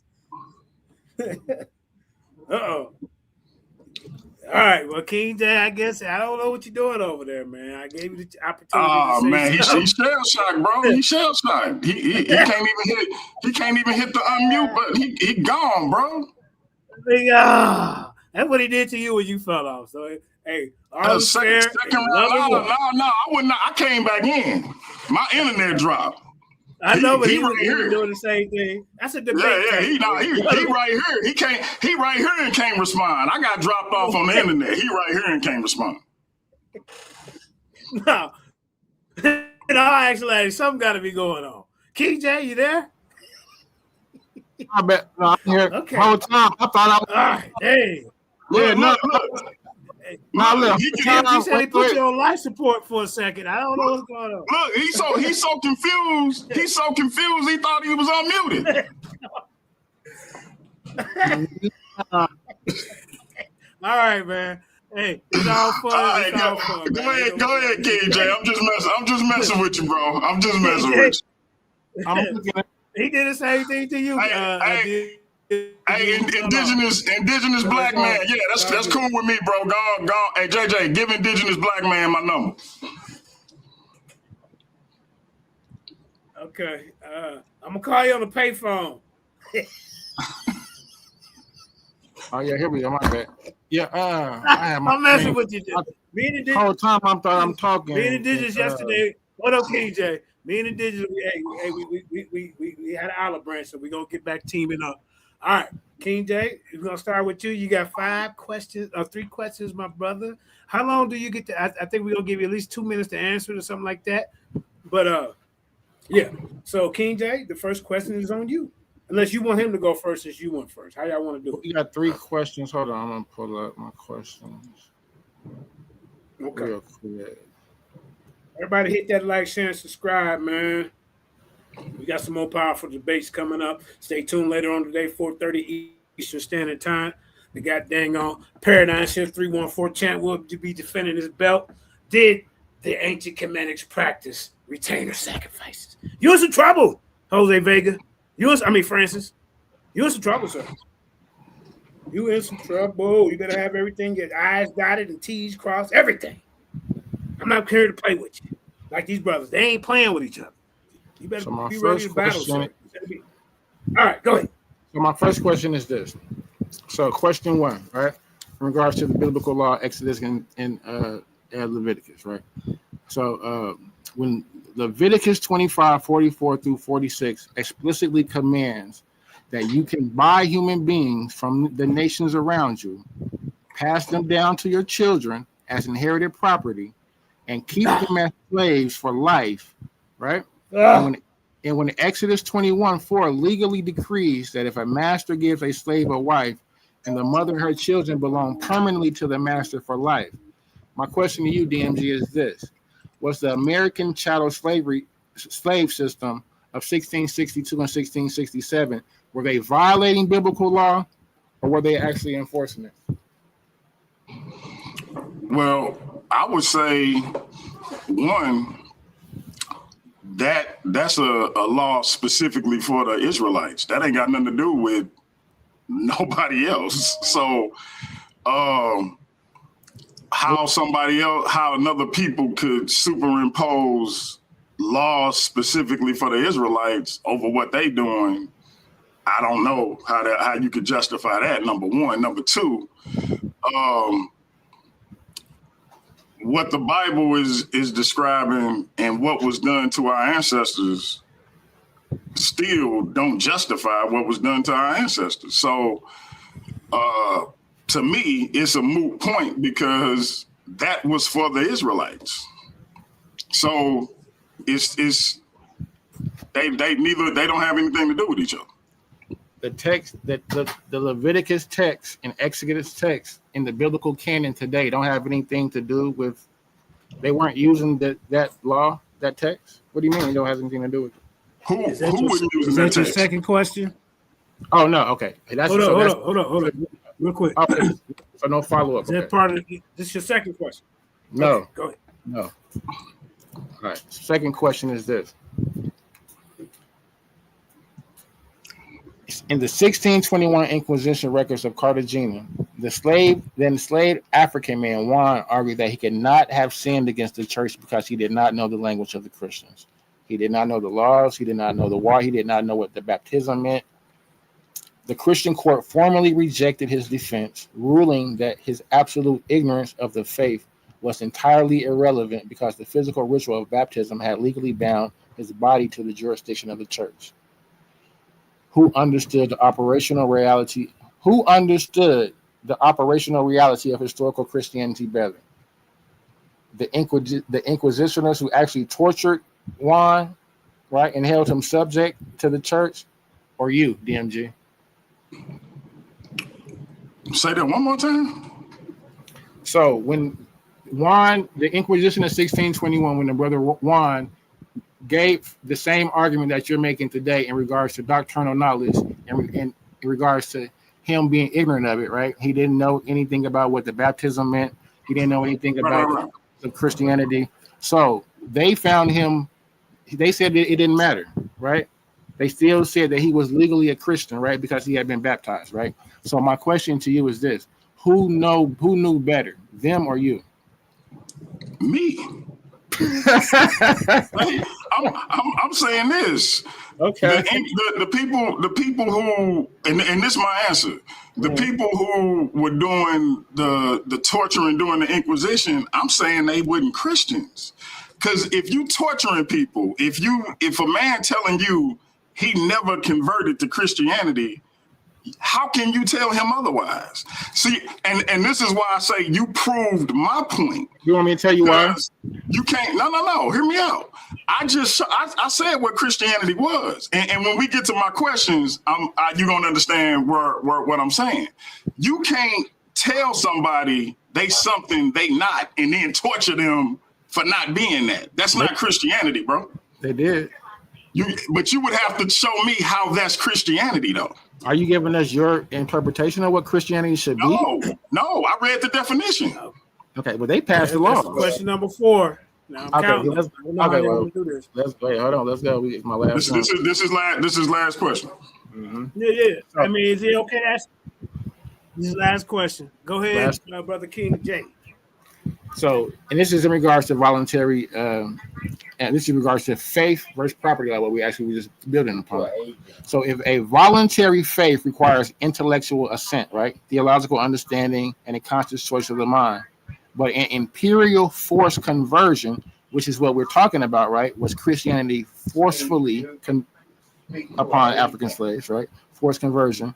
But an imperial force conversion utilizes assembly line baptism at the slave ports, imperial edicts like the Thessalonian law that strips away civil rights, colonial statutes like the Virginia Act of 1667 that ensures your baptism never alters your physical change, right? Does forced conversion operate as a spiritual path to transformation to transform the soul, or does it operate strictly as an imperial property law used to govern and subjugate the body? The latter. Huh? The latter. As imperial property law used to govern and subjugate the body, correct? Correct. Okay. And so, but that's not Christianity, though. But is that the debate topic? What Christianity is? So the debate topic is was it forced? Right? Forced conversion. Was Christianity forced? Yes. Not anything outside of that. Mm-hmm. And this is Christianity. So you ready? You ready for my questions? I'm ready. All right, my first question is this, and it's twofold. Yes. All right, let's get into your question, DMG. Go ahead. It's twofold. Can you cite a single teaching of Jesus Christ in the Gospels where he commands his followers to convert people by force, violence, coercion, or enslavement? If not, on what basis do you define Christianity by the actions of slaveholders rather than by the teachings of its founder? I think you started with a false premise in thinking that Christianity was the teachings of Jesus Christ. Jesus did not create. Jesus didn't come to destroy the law. He came to fulfill it. So he didn't create a new law. He just fulfilled the law that was already established. Okay, so that's for one. So that's for one. So okay. I don't. So that's your answer. Christianity is not your answer. Just for the record, your answer is that Christianity is not based on the teachings of Jesus Christ. I wasn't done answering, and that's not what I said. I said that the teachings of Jesus Christ are not new teachings. That's what I said. You're making the assumption. Give time to answer, let me go back and let me ask that one more time. You asked a twofold question. I was going to give you. Can you cite a single teaching of Jesus? Listen to the question, JJ. Can you cite a single teaching of Jesus Christ in the Gospels where he commands his followers to convert people by force, violence, coercion, or enslavement? So that's the first part. So you can answer that, and then if not, on what basis do you define Christianity by the actions of slaveholders rather than by the teachings of its founder? So if the first part is a no, then go into the second part. So and I'll answer the same way. I'll begin my answer the same way that I started the first time.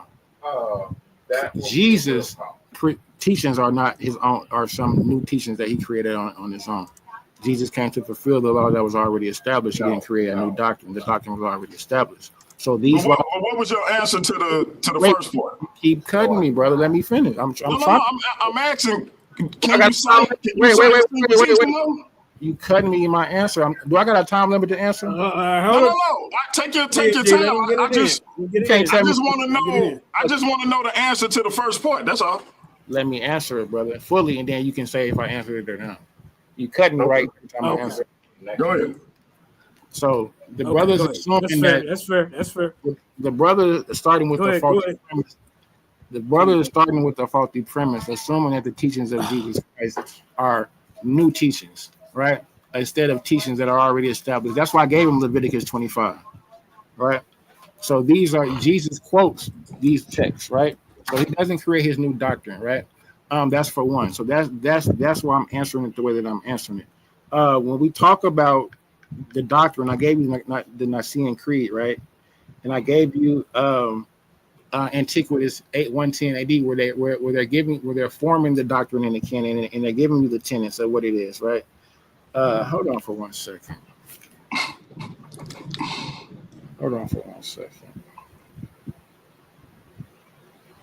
So, all right. That's my answer.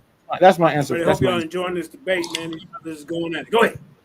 All right, so I just want to state for the record. Reiterate your answer one more. The brother didn't answer the question. I asked, DMG, let him reiterate the answer one more time. I'm moving to the second question. I just want to state the brother didn't answer the question. I said, can you cite go ahead. a single teaching of Jesus Christ in the Gospels where he commands his followers to convert people by force, violence, coercion, or enslavement? If not, on what basis do you define Christianity by the actions of slaveholders rather than by the teaching of his founders? He didn't answer none of that. Hold on. He gave an interesting answer, but it didn't have nothing to do with what I asked. My Wi-Fi I had moved my Wi-Fi for a second. I just wanted to give finish the answer. So that was the answer. So if you wanted me to give examples, I would give examples like this. Go ahead.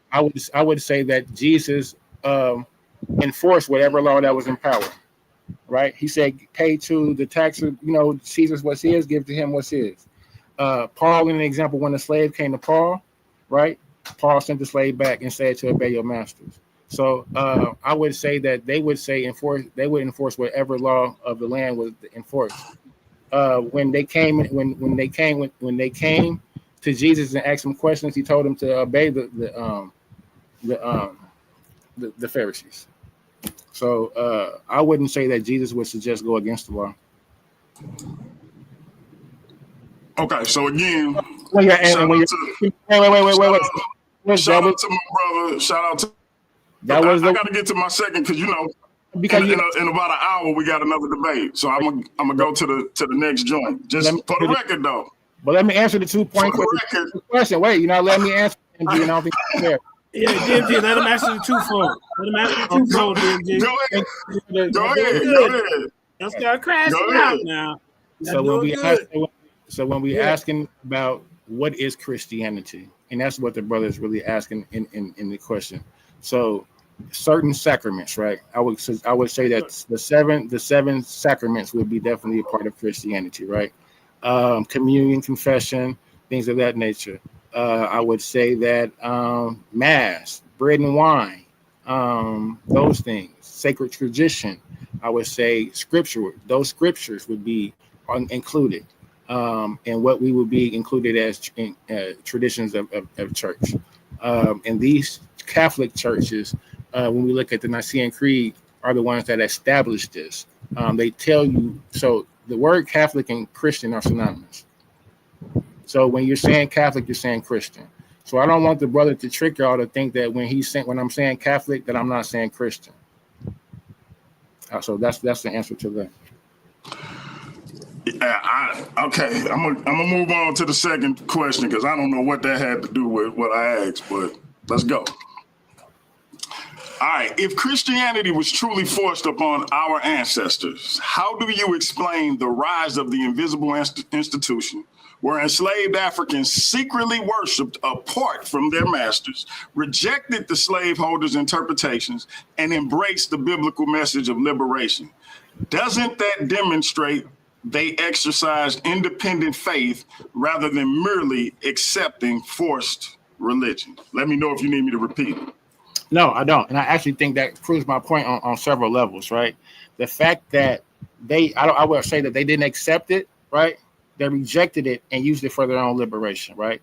Nat Turner would be a perfect example of that example, right? He took the slave owner's religion, right, and used it for his own liberations, right? I think that would be a perfect example to answer that question. When we talk about them using spiritual codes, right, like the Negro spirituals, right, they took that and used it to sing songs and make maps for the Underground Railroad, right? They didn't believe it, so to speak, as far as that. They used it for their liberation, right? So when we talk about the conversion, the forced conversion, even them, you're suggesting that you can't willingly accept the slave master's religion. It's already been forced upon you. So you're thinking because they're going to Christianity that they're using that because they want to believe it. No, it's the only thing they got to choose from, brother. Their religion and identity have been from in West Africa. Long before they got to the shores of America, their identity was stripped from them. Their religion. So to your understanding, you're making the argument that Christianity was their original religion, which it wasn't. Christianity was I'm gonna go to my third question. Would you agree that Christianity, by scholarly definition, is the religion based on the life, teachings, death, and resurrection of Jesus Christ? If so, how can Christianity itself be guilty of something that Jesus never taught, especially when his teachings include loving your neighbor, treating others as you wish to be treated, and proclaiming liberty to the oppressed? I think that in my presentation, I've shown that this chattel slavery is woven into the text, right? It's not anything that Jesus made up or created by itself or of his own doctrine. This is doctrine that is already established in the text. I gave you Leviticus, I gave you Exodus in regards to chattel slavery, in regards to property laws, right? And other Hebrews being able to enslave other Hebrews. Not being able to enslave other outside of other nations, right? So I gave you that example as a primary example of how slavery is already embedded within their text. No doubt, no doubt. Hey, family, listen. Shout out to the brother King J for a powerful debate. This is his first debate on Paradigm Shift. I think the brother did excellent. We're going to throw a poll up during the closing. Y'all go in and vote. We also going to put it on the community page so y'all can go over there and vote for those who don't get to see it live. Let the brother know, let me know how y'all think we did. Let us know who y'all think took this thing. But shout out to the brother for taking the debate. Shout out to him for a powerful performance. We're going to get ready to close this thing out. Oh, wait a minute. My bad. We're gonna let some people come up. Now Maybe 2 or 3 people. We got to close first. We ain't done with the debate yet. No, that's what I'm saying. After we close, we're going to let some people come up or we're going to get out of here. Yeah. Go ahead. It's on you. Yeah, we got to do our closing. It's a 5-minute closing piece, right? You all right? Mm-hmm. Yeah. It's on you. All right. And then don't forget to put the link in the chat for the next debate that we got going. I got you. Yeah. All right. So let me know if you're sharing your screen, King J. You want to start off with your closing, or you? I think DMJ. You want him to go first? How y'all want to do it? Yeah, I think DMG should close. Yeah. So all right, I'll close. Okay. Go ahead, DMG. Yeah, I'll close out. Let me share my screen right quick, if I can.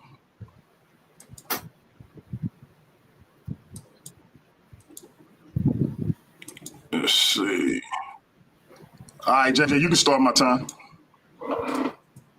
All right, time starts now. Ladies and gentlemen, throughout this debate, I've asked one simple question. Was Christianity itself forced upon African-American slaves? Not whether slaveholders committed evil, not whether churches were hypocritical, not whether religion was abused as a tool of oppression. History answers all of those questions with a resounding yes. The real question is whether Christianity, according to its accepted scholarly definition and the teachings of its founder, Jesus Christ, was forced upon our ancestors. Words matter. Definitions matter. Christianity is not defined by the behavior of every person who claims the name of Christian. Christianity is defined by the life, teachings, death, and resurrection of Jesus Christ. If we abandon that definition, then every worldview must be judged by its worst followers instead of its actual beliefs. That is neither intellectually honest nor historically sound. My opponent has attempted to equate the crimes of slaveholders with Christianity itself. Those are not the same thing. My opponent may point to passages where Paul instructs slaves to obey their masters, but context matters. Those letters were written to Christians already living under the Roman Empire, a society in which slavery already existed. They were pastoral instructions for believers navigating an existing institution, not commands to create one, expand one, or kidnap free people into one.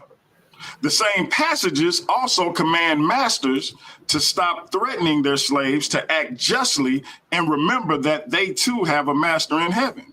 3 minutes. That undermines the absolute authority claimed by slaveholders. But you ain't gonna hear King J talk about that. Christianity is not defined by the behavior of every person who claims. My bad. All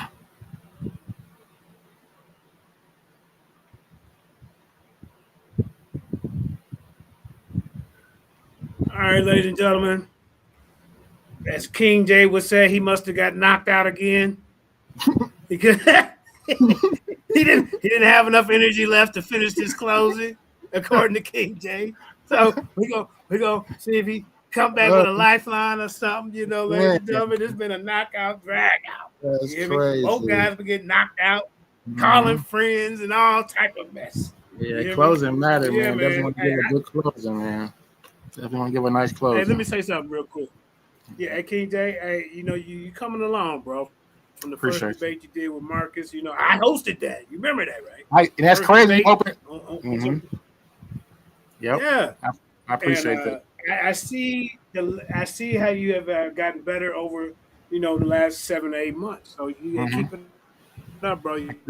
Steady growing. Continue to grow. You're gonna be a force here. I mean, you know, you're already a force, but a lot of guys are forces, but they don't speak. It's different. So DMG is out calling a friend, ladies and gentlemen. Calling a friend. You know. But, let me ask you this, since we got a little downtime. Okay. Let me ask you this. He had 2 minutes left.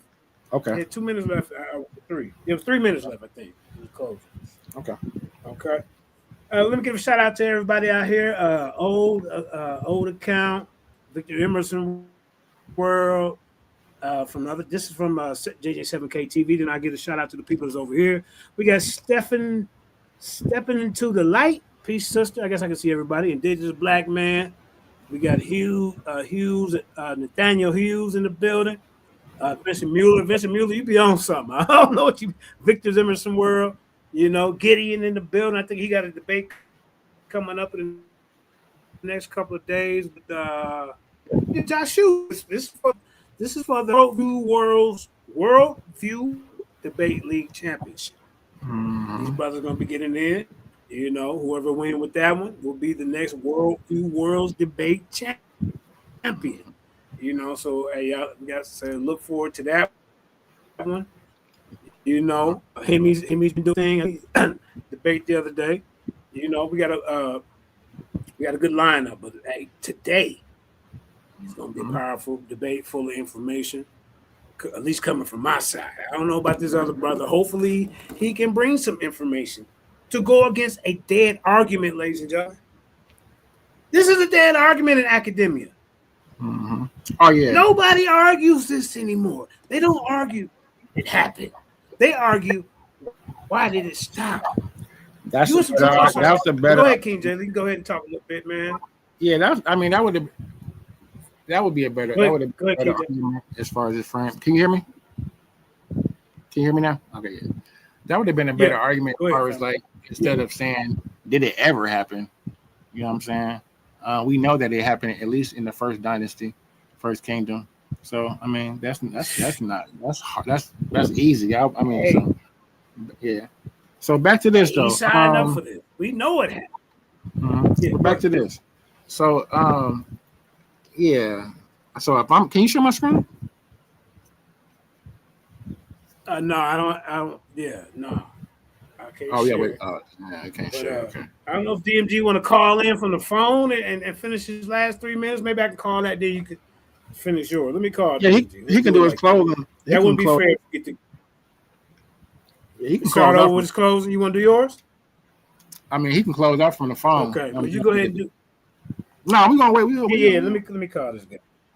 We're gonna wait. All right. We'll wait. So let me ask you this, man. Did you see the Netter debate the other day? What is your thoughts on that? I didn't. I saw the after show and I fell asleep on it. But hey, where did I get cut off? Where did I get cut off? You got 3 minutes remaining, man. 3 minutes. Is it okay, Y'all KJ, ain't if we heard the start last over? 3 minutes. Let's start it over. No, you got 3 minutes remaining. He fell off at 2. We did hear 2 minutes of the closing. But he been Am I talking the right, whole KJ? time, JJ. We just ain't know. He was talking. Yeah, I'm reading the whole time. Okay, let's go ahead. All right, so hold on. You say I had 3 minutes or 2 minutes left? Yeah, 3 minutes. He said he wouldn't call Jabari or somebody. I don't know what that's all about. Go ahead. What the hell? All right. Hold on. Let me go back. I don't even know where I left off, man. That's crazy.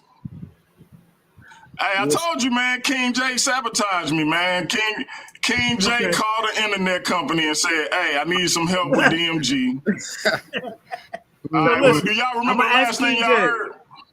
No, so what I'm gonna do, King J, is it all right if he start over with his 5? Is it all right, and I'll give you an extra minute? If you want to, All right, go ahead, start over. Go ahead. All right, hold up. All right, yeah, let me do that. Let me turn my camera off and see if that helped the signal. I don't know what's going on with that. You must be getting your signal from East St. Louis somewhere. Goddamn it! I don't know. East Boogie. That is East funny. Boogie. What you know about East got Boogie, family man? in East Boogie. I'm from Illinois. I got family in East Boogie. Yeah, That's what's up. That's what's up. Hey, JJ. All right, let me try to share my screen again. Hey, DMG. Yes, sir. JJ from Decatur. Oh, for real? You been there? Yeah. D-Town.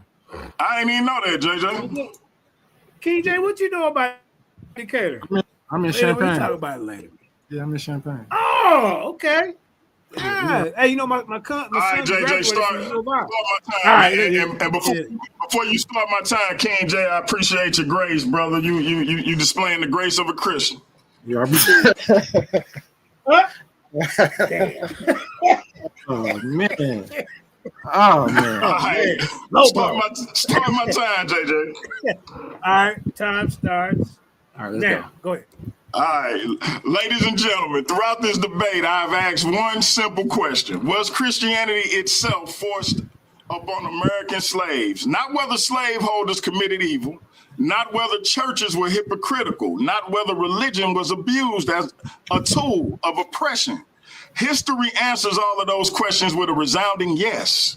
The real question is whether Christianity, according to its accepted scholarly definition and the teachings of its founder, Jesus Christ, was forced upon our ancestors. Words matter. Definitions matter. Christianity is not defined by the behavior of every person who claims the name Christian. Christianity is defined by the life, teachings, death, and resurrection of Jesus Christ. If we abandon that definition, then every worldview must be judged by its worst followers instead of its actual beliefs. That is neither intellectually honest nor historically sound. My opponent has attempted to equate the crimes of slaveholders with Christianity itself, but those are not the same thing.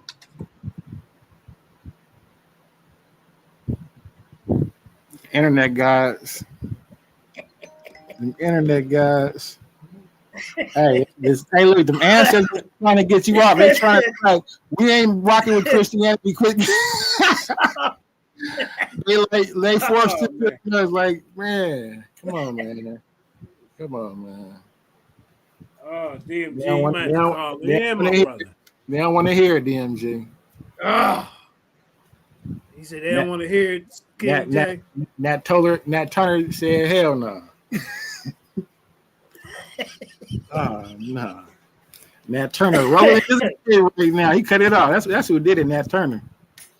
Nat Turner. Spirit of Nat Turner. All right, man. Yeah, man. It's been an entertaining debate. Let me go on and close, man. I ain't gonna lie, it was more entertaining than I thought. I thought it was gonna be. So that's better, you know. I knew it was gonna be entertaining, but I didn't think it was gonna be as good. Let me go on and close, so, man. DMG, you are back up. You got 4 minutes remaining. Hopefully through this. You still got 4 minutes? And let's go. See, can y'all hear me? DMG. Well, yeah, he fell off as soon as he got back on. Yeah, I don't keep cutting. keep cutting. Keep cutting. Yeah. Do you want to just go ahead and just from where you was at, just keep going instead of starting back over? Cause you might cut off again, bro. Yeah. Yeah, we heard. Yeah. Okay. Uh-oh. I don't know, King J. You might have knocked him out, man. Y'all can hear me, but I can't hear y'all for some reason. We can hear you now. All right, look. Okay, if y'all let can hear me text you I'm and just just say gonna read because I'm on the phone. I'm just gonna read We can hear my you. finish. I'm gonna start where I left off. Okay. But y'all Go can ahead. hear me, right? Put a 1 in the chat if y'all can hear me. Can you see us? Yeah. Michelle say y'all can hear me. Put a 1 in the chat, y'all. Somebody. Yep. Yeah. All right, cool. All right, my opponent may point to passages where Paul instructs slaves to obey their masters, but context matters. Those letters were written to Christians already living under the Roman Empire, a society in which slavery already existed. They were pastoral instructions for believers navigating an existing institution, not commands to create one, expand one, or kidnap free people into one. The same passages also command masters to stop threatening their slaves, to act justly, and to remember that they too have a master in heaven. That undermines the absolute authority claimed by slaveholders. Most importantly, Jesus himself never instructed his followers to enslave people or convert them by force. History also tells another story. Our ancestors did not simply accept the version of religion imposed upon them. They created the invisible institution. They gathered secretly in brush harbors and hidden meetings. They read scripture through their own experience. They identified with Israel's deliverance from Egypt, not Pharaoh's oppression. They sang of freedom. They prayed for freedom. They believed that the same God who delivered Israel would one day deliver them. That was not blind submission to a forced religion. That was the exercise of faith and moral agency. Even many slaveholders feared genuine conversion because they understood that the Bible's message of equality before God could undermine slavery itself. The Black church that emerged after emancipation was not a monument to successful religious coercion. It became one of the greatest institutions of education, civil rights, political organization, mutual aid, and spiritual resistance in American history. If Christianity had simply been forced upon our ancestors, why would they transform it into a source of hope, resistance, dignity, and liberation? Because they distinguish between the religion of Christ and the religion of the slaveholder. That distinction is at the heart of this debate. No one here is defending slavery. No one here is defending the hypocrisy of those who claimed Christ while violating his teaching. What I am defending is historical accuracy and theological precision. The question is not whether evil men quoted the Bible. The question is whether Christianity, as defined by Jesus Christ, commands what those men did. The evidence says no. The teachings of Jesus say no. The historical record says no. The scholarly definition says no. Slaveholders forced oppression. Slaveholders forced labor. Slaveholders often forced outward religious instruction, but they did not force Christianity itself, because genuine Christianity requires faith, a response of the heart that cannot be produced by chains, whips, or laws. You cannot force attendance, or you can force attendance, you can force silence, you can force conformity, but you cannot force faith. That is the resolution before us.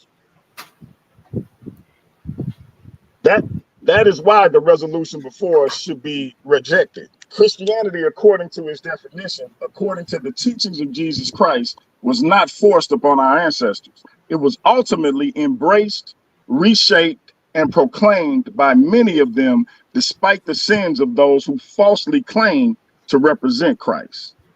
I'm done. Thank you. Hey, JJ, I know y'all can't hear me. Please give King J equal time. I apologize for the technical difficulties.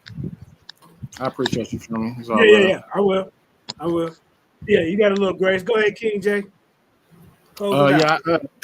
Once again, definitely appreciate the brother DMG for allowing me to, battle on this, even take the debate with him. He's the lead owner. It's an honor. So I'm gracious for that. But I'm sorry I had to do it to you, family. You feel me? It's out of love, But when the argument that the brother is making, so if you can show my screen real quick, because he wants to make this theological argument. DMG, could you? DMG, you can't share my screen he fell off. Okay. Well, let me just give you my clothes. Family. Let me give you my clothes. Yeah, go ahead. Give me 1 second. All right, ladies and gentlemen. You got 4 minutes. Go ahead. Ladies and gentlemen and judges, and my worthy opponent, we have reached the end of this debate, and the historical ledger stands completely undisputed. My opponent spent his time tonight fighting a desperate losing war against the archives. He tried to build a sanctuary out of semantics. He tried to tell you that the blood, the chains, the branding irons, and the forced conversions were the fault of bad people, bad politicians, or the Roman Catholics. Anybody but Christianity, right? But from the very first slide, we blew that sanctuary apart. We dragged them back to the linguistic and structural reality of the text. I showed you Ignatius of Antioch in 110 AD, proving that the institutional hierarchy of the Christian church is of the Catholic Church is the original foundation of the Christian church. I showed you that the Council of Nicaea in 325 AD and the Edict of Thessalonica in 380 AD were the literal definition of what makes a person a Christian, was legally manufactured by a Roman Empire and a Catholic Council under the threat of state execution.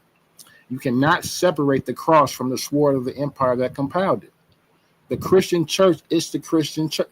The Catholic Church, is the Christian church. And its primary law has always been top-down imperial submission. My opponent's entire defense collapses on a single fraudulent premise: the myth that conversion requires conscious intellectual consent.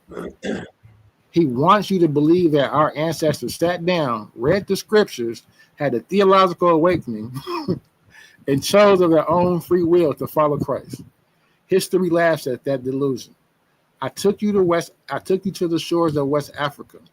I took you to San Jorge de Mina in 482, the Amina Castle, where the Portuguese built a Catholic chapel directly over the slave dungeons. I took you to the coast of Angola, where the millions of our terrified chained ancestors were subjugated to the mechanical baptism. Let the record reflect. The devastating historical truth is this: knowledge of doctrine has never been a requirement to be baptized as a Christian under forced conversion. We're talking about forced conversion here. The priests standing on those prison yards did not hand out Bibles. They did not teach catechisms. They did not care if our ancestors understood a single word of the Latin words that were being mumbled over their heads. It was purely mechanical. It was a purely mechanical ritual mandated by the papal bulls of 1452 and 1455. The Portuguese crown needed to register those human assets as Christian souls on a cargo to manifest to satisfy international law before shipping them out. They splashed the water, erased their ancestral names, right? I didn't even get a chance to talk about the muster files, the muster rolls, that when they got here in 1619, the Jamestown 30, when they already got here, their already name was changed to Christian names, to Angelo and all them. I didn't even show that slide. 2 minutes remaining. 2 minutes remaining. We erased their ancestral names from record and immediately seared the cross of Christ onto their flesh with a red-hot iron. They were processed as heathens and stamped as Christian assets. That is not evangelism. That is identity laundering at the tip of a spear. And when that cargo landed on the shores of America, the Anglo-American Protestants perfected the trap. My opponent cannot escape the statutory record. I showed you the Virginia Act of 1662, which legally combined the black womb, ensuring that our ancestors passed their chains down to their babies as an inheritable financial asset. And when our ancestors tried to use the church's own water to sue for their freedom. I didn't even get to talk about Elizabeth. I forget her name, Elizabeth something. Those white Christian lawmakers steeped into, or the Stono Revolt, steeped into the legislation in 1672 and passed a statute that explicitly stated baptism does not alter the condition of a person as to his bondage. They legally divorced the salvation of the soul from the body. They told our ancestors that Jesus could have their spirit in the next world, but their flesh belonged to the master in this one. And to lock physiological handcuffs, we look at the Bishop of London, Edmund Gibson, in 1722, when he issued his manifesto instructing masters to force Christian instruction onto their plantations because they would make their slaves more obedient and protect their property. They systematically stripped out the book of Exodus. They erased the text of liberation. They forced our ancestors to memorize Ephesians 6:5, where it says, "Slaves, obey your earthly masters." They turned the text into a spiritual whip, convincing the slave that if they resisted the master on earth, they were sinning against the God in heaven. So let us all call it what it is as we close this round. Christianity was not accepted by African slaves. It was systematically, legally, and physically inflicted upon them. It was forced upon them with the text of Leviticus 25, I'm closing now, and Exodus 21, codified the minute chattel. It was forced upon them when the Edict of Thessalonians criminalized their indigenous spirituality. It was forced upon them when the papal bulls ordered them in perpetual reduction to livestock. It was forced upon them when the waters of baptism was used to splash upon their identities at the ports of Angola. And it was forced upon them when the Virginia slave codes turned the gospel into a corporate security handbook to prevent rebellions. The white power structure realized the profound truth. Physical chains can be broken with raw strength, but if you convince a captive that the Almighty God ordained his bondage, he will lock his own shackles. They baptized the soul to secure the property of the body. My opponent wants to defend the book. I am standing here defending the historical memory of our ancestors who bled beneath it.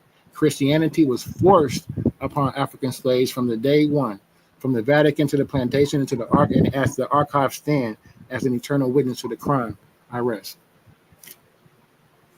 All right, time, man, time. Ladies and gentlemen, we got 25 people in the audience over here. We got 10 people in the audience on JJ7K TV. Put a 1 in the chat for DMG. Put a 2 in the chat for King J. Now, I know black folks don't like to get out and vote, but we really appreciate it if you would vote this time. You hear me, ladies and gentlemen? Get out. The poll is in the chat. The poll is in the chat. Oh, okay. It's also on the community page. Let us know who you thought won. Hey, man, listen, I'm not going to front. The brother King J, he smacked me upside my head a couple of times, especially with the questions. He punched me in my eye and bloodied my nose with the questions. I'm not gonna lie, man. Listen, that's a good question. I can't wait to get King J in World Wars. Hey, listen, can you imagine King J in the chin check session? I'm looking forward to it. Listen, when King J get in Worldview Wars, man, y'all gonna have some problems. I'm looking forward to it. Imagine King J being able to ask as many questions as he can in a 10-minute time frame. Ooh, that's what it is? We get 10 minutes. Yeah, in Worldview Wars, you get 2 10-minute rounds, but you get a 10-minute chin check session, which is a Q&A. But you ask your opponent as many questions as you can in a 10-minute time frame, and you can also stop your time 3 times, and then they get the same thing. Oh yeah, that's a knockout round. That's a knockout round. Hey, a lot of people flame out. Like when they be getting asked questions, they straight up quit. Doing that. I kid you not. Hey, I done seen it a few times, bro. That's like they get straight. Hey, watch the debate with Jose and JJ, because I'm predicting one of them is gonna get frustrated and flame out. You think so? I'm definitely gonna stay tuned in after this. You know what I'm saying? I'm definitely here for it. You know what I'm saying? I got my day set aside for it. You know what I'm saying? So I definitely, man, powerful debate once again. So yeah, brother. I definitely just appreciate the opportunity to you know grace the platform. You know, so. Yeah, I definitely thought I appreciate it too.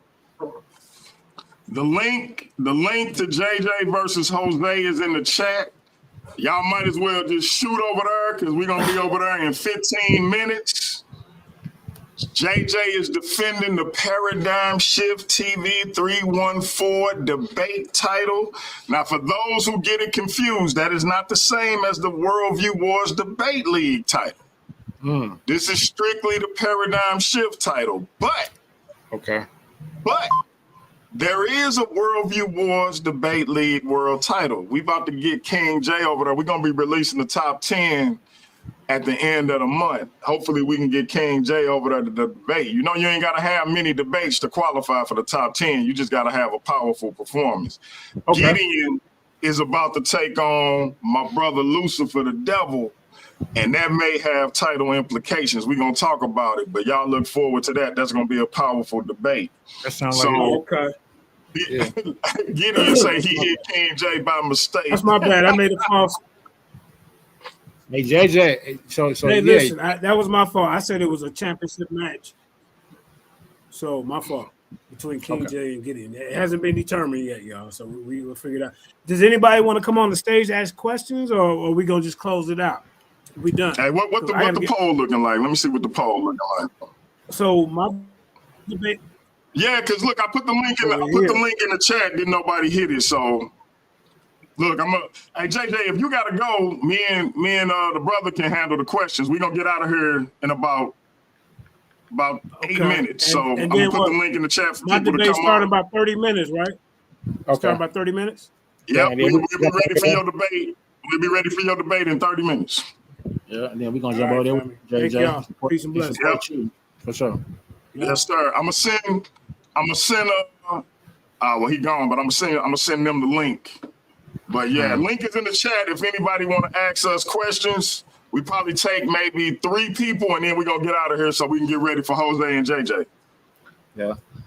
I knew you was gonna come with that angle with the theology of the defining of what Christianity it is. So you know I'm not gonna let you get that lick. Yeah, no doubt. Hey, I'm not gonna front. I liked your response to it though. I definitely liked your response to it. Mm-hmm. You gotta keep it my lane. You know what I'm saying? You don't want to keep it in regards to what I'm talking about in regards to the laws and the ethics and I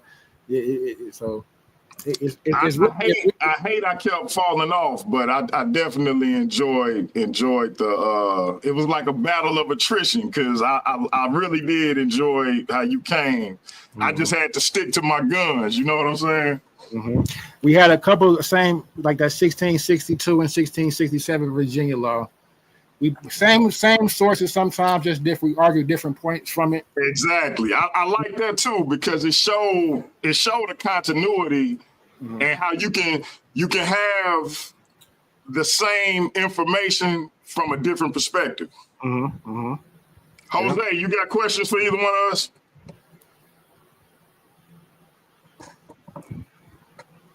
Jose, you there? Gideon and Jose. Yeah, I'm here. What's up? You got a question for me or King J? I just want to say, I almost started speaking tongues the way you was preaching that DMG. I had a little passage in your man. I almost opened my Bible and started dance a little Christian jig there. I said, nah, man, this man can't be on here acting like a pastor. Yeah, so King J was a good debate, but just on GP, I had to go with DMG on this one because he made an argument that I can't go against. If it was someone else, I probably would have gone against the argument. But he made a good argument. It's something I've often said. African Christianity was never the same as European Christianity. So I have to agree with that statement. Just to be honest, but it was a good debate. So you guys tune in later. We're gonna have another great debate, right? And you're gonna see me take that title off of JJ 7000 today. Woo-wee. For he sure. Say he gonna take it off of him. I might be the underdog. But they're gonna be carrying me out saying, "Long live the Ice Smiter," because I'm not playing. and listen, we got 2 judges, and we're going with the audience poll. So we got 2 judges and the audience. So it's gonna be an interesting debate. The chin check is in effect, so they're gonna have 10 minutes to ask each other as many questions as they can. And remember, with the chin check, the person who is asking the questions, Gideon familiar with this.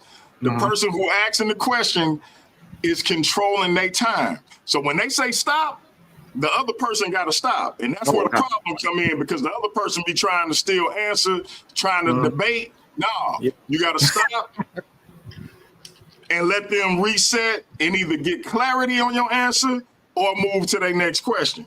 But it's up to the person asking the question to control the time. That's why they got 3 timeouts.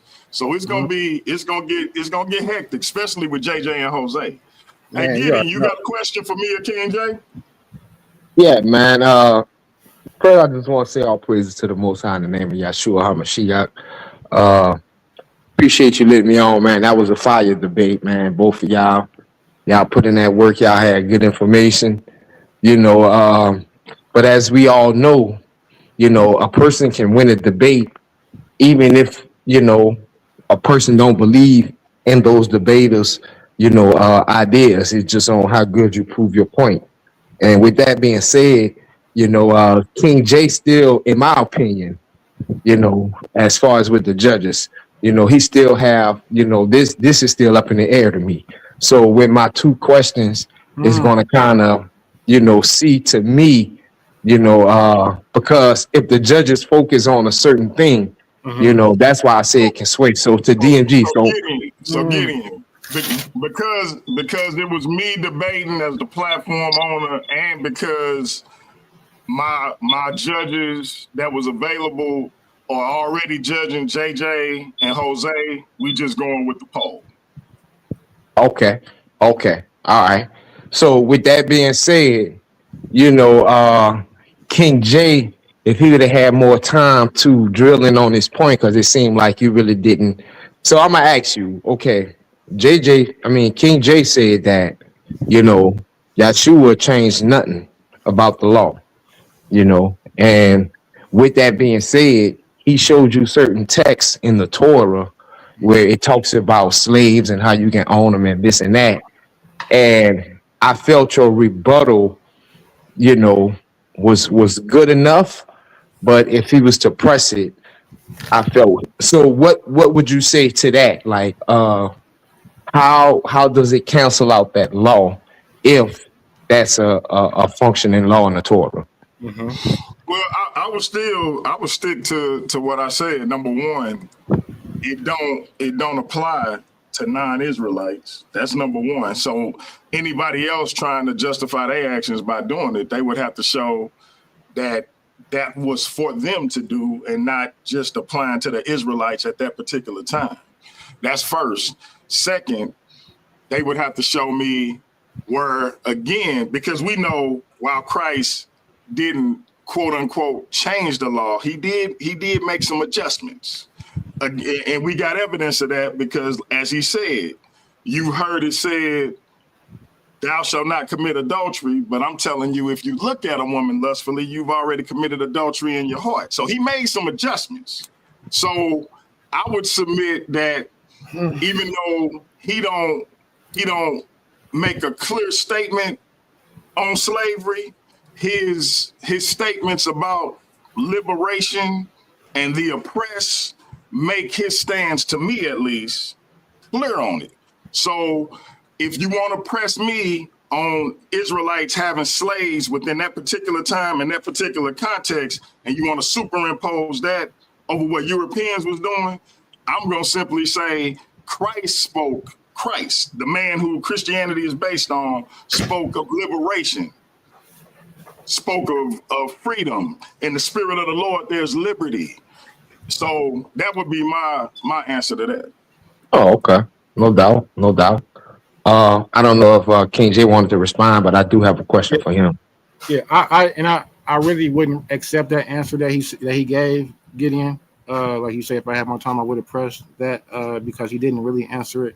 I would say that in regards to the actual scripture was Leviticus 25, 44 through 6, where it commands that you can buy human beings from other nations around you. So my question to DMG should have been more directly as asking him, do you think did Jesus change Leviticus 25 in regards to that particular commandment where you are allowed to have slaves? Okay. All right. So now my question is to King J. Hey, King if J. I may though, Go ahead. Yeah, go ahead. I would submit just like he said. I ain't answered that one, and I gave my answer. Just like my first question, he never answered it. So touche. Go ahead. Yeah. So so King J, when you was describing all the things that the slavers that they did to us, during the Ma'afa, and how we were treated, persecuted, Yes. suppressed, and oppressed. Uh-huh. Is there any one scripture, because we're talking about Christianity? Is there any one scripture? Because a person can say that they're a Christian, as DMG, showed it to us time and time again. But the actions is what matters. So if a person says they're a doctor, but they don't have a medical degree or even knowledge of medicine, that doesn't make them a doctor. I'm sure you would agree with that. So as DMG asks, but when debates be going, things be moving fast. Could you show us where the teachings of Christ or the teachings of Paul tells us to go out, subdue, and place people into captivity, verbatim in the scripture?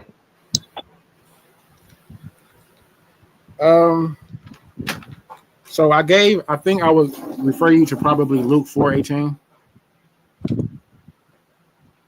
Okay, could you reread that for us and the people listening?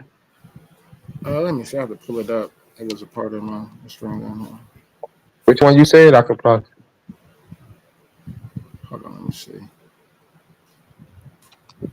You asked about Paul. I was trying to see. No, I gave you Luke 4:18. And that's when it says, "The Spirit of Yahweh is upon me, because He hath anointed me to preach the gospel to the poor. He sent me to the heal the brokenhearted, to preach deliverance to the captives, and recovering of sight to the blind, and to set at liberty them that are bruised." Uh-huh. I think you died at your own source with that one, bro.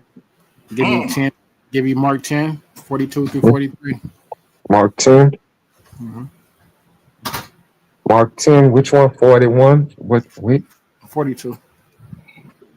But Yeshua called them to him and said unto them, "You know that they which are accounted to rule over the Gentiles exercise lordship over them, and their great ones exercise authority upon them."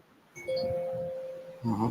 So that's a contextual fallacy, but okay. And that's what the brother's infamous GMG's argument is, right? Because the fact that he didn't argue, he couldn't answer Leviticus, right?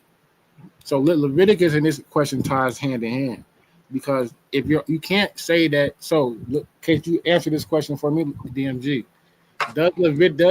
Does Jesus condemn Leviticus 25? Yes or no? Not that I Now, know of. if you asking me, or you asking DMG, Well, I mean, DMG. I was asking DMG. I don't think he needs to condemn Leviticus, because like I said, it was for the Israelites at that particular time when it was written. So Leviticus I don't think we can superimpose Leviticus over any other time frame other than the time frame it was written in. So the early church fathers that were using Leviticus, were they using it incorrectly? As far as what? Enslaving other nations besides their own. Absolutely. But is that not what the text says? That don't mean they was using it correctly. Are they Israelites? So if I may, I'll say this, since we're not going to kind of have a after party about this or whatever. So what I was hoping DMG would say or revert to, but you know them Christians, man, they don't know that law, man. So Yeah, no, I ain't an Israelite, so I ain't got to follow the law. So, but look, hey, we do got to get out of here. I got one more question for King J, and Gideon, you can answer this too. Jose, you can tap in, but probably not, because you got a debate. Why when people bring up the scripture, slave, obey your master, they don't continue the scripture and say what the master's obligation is to the slave in terms of treating them justly and fairly and not abusing them? Why they just cut it off as slave obey your master?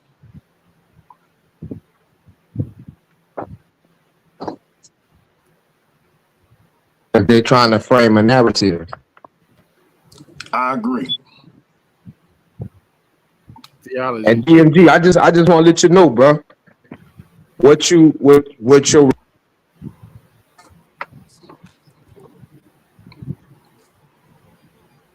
You went out getting me. you can hear me now? Can you hear me now? Yeah. Yes, sir. So when they make that argument with you, all you do is point them towards Deuteronomy 23:16, where it says that anybody caught stealing a man will be put to death. And then you also go to Exodus 21:6, where it says that if a person who is who's a servant, if they flee or they run from their master, you are not to return them.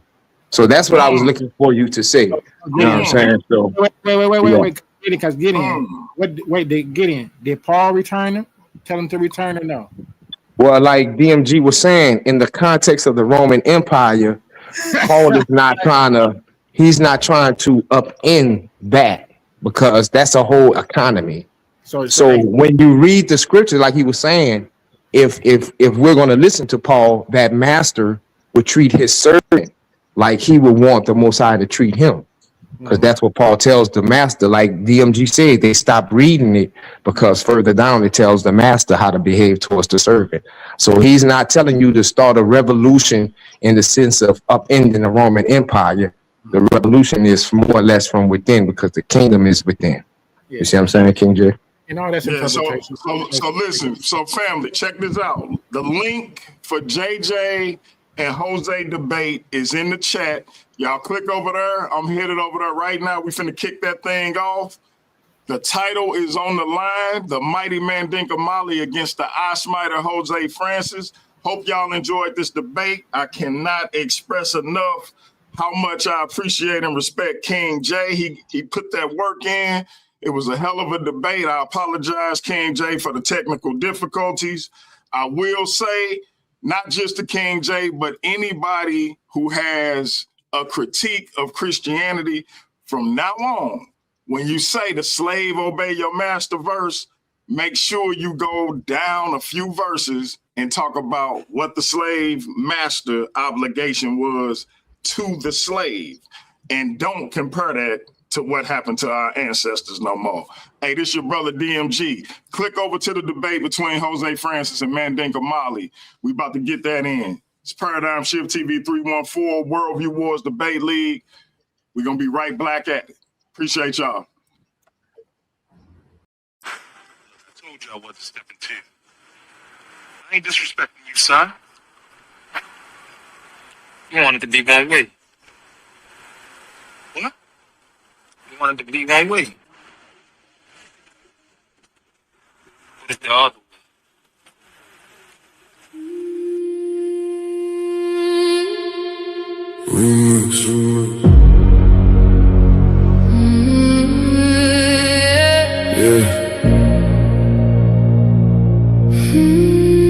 Funny how everybody loved the debate till the judges say they lost. Funny how everybody claimed they want smoke till the scorecards come across. My name is my name. Everybody gangster when the verdict go their way. Taking victory laps, posting on social media all day. But let them catch an L, now the judges all corrupt. Now the rules wasn't fair, now the platform messed up. When you won, it was justice. When you lost, it was rigged. When the spotlight was on you, man, you danced a little jig. Funny how the narrative changes overnight. You a scholar on Monday, by Tuesday ready to fight. Y'all don't want accountability, you want applause. Want championship treatment without championship flaws. See, debate ain't about feelings, it's about evidence, argument, and skill. Sometimes you climb the mountain, sometimes you fall down the hill. You want it to be one way, but it's the other way. but it's the other way. When you win, it's all love. When you lose, it's another day. You want it to be one way, But it's the other way. the same judges you praised last month,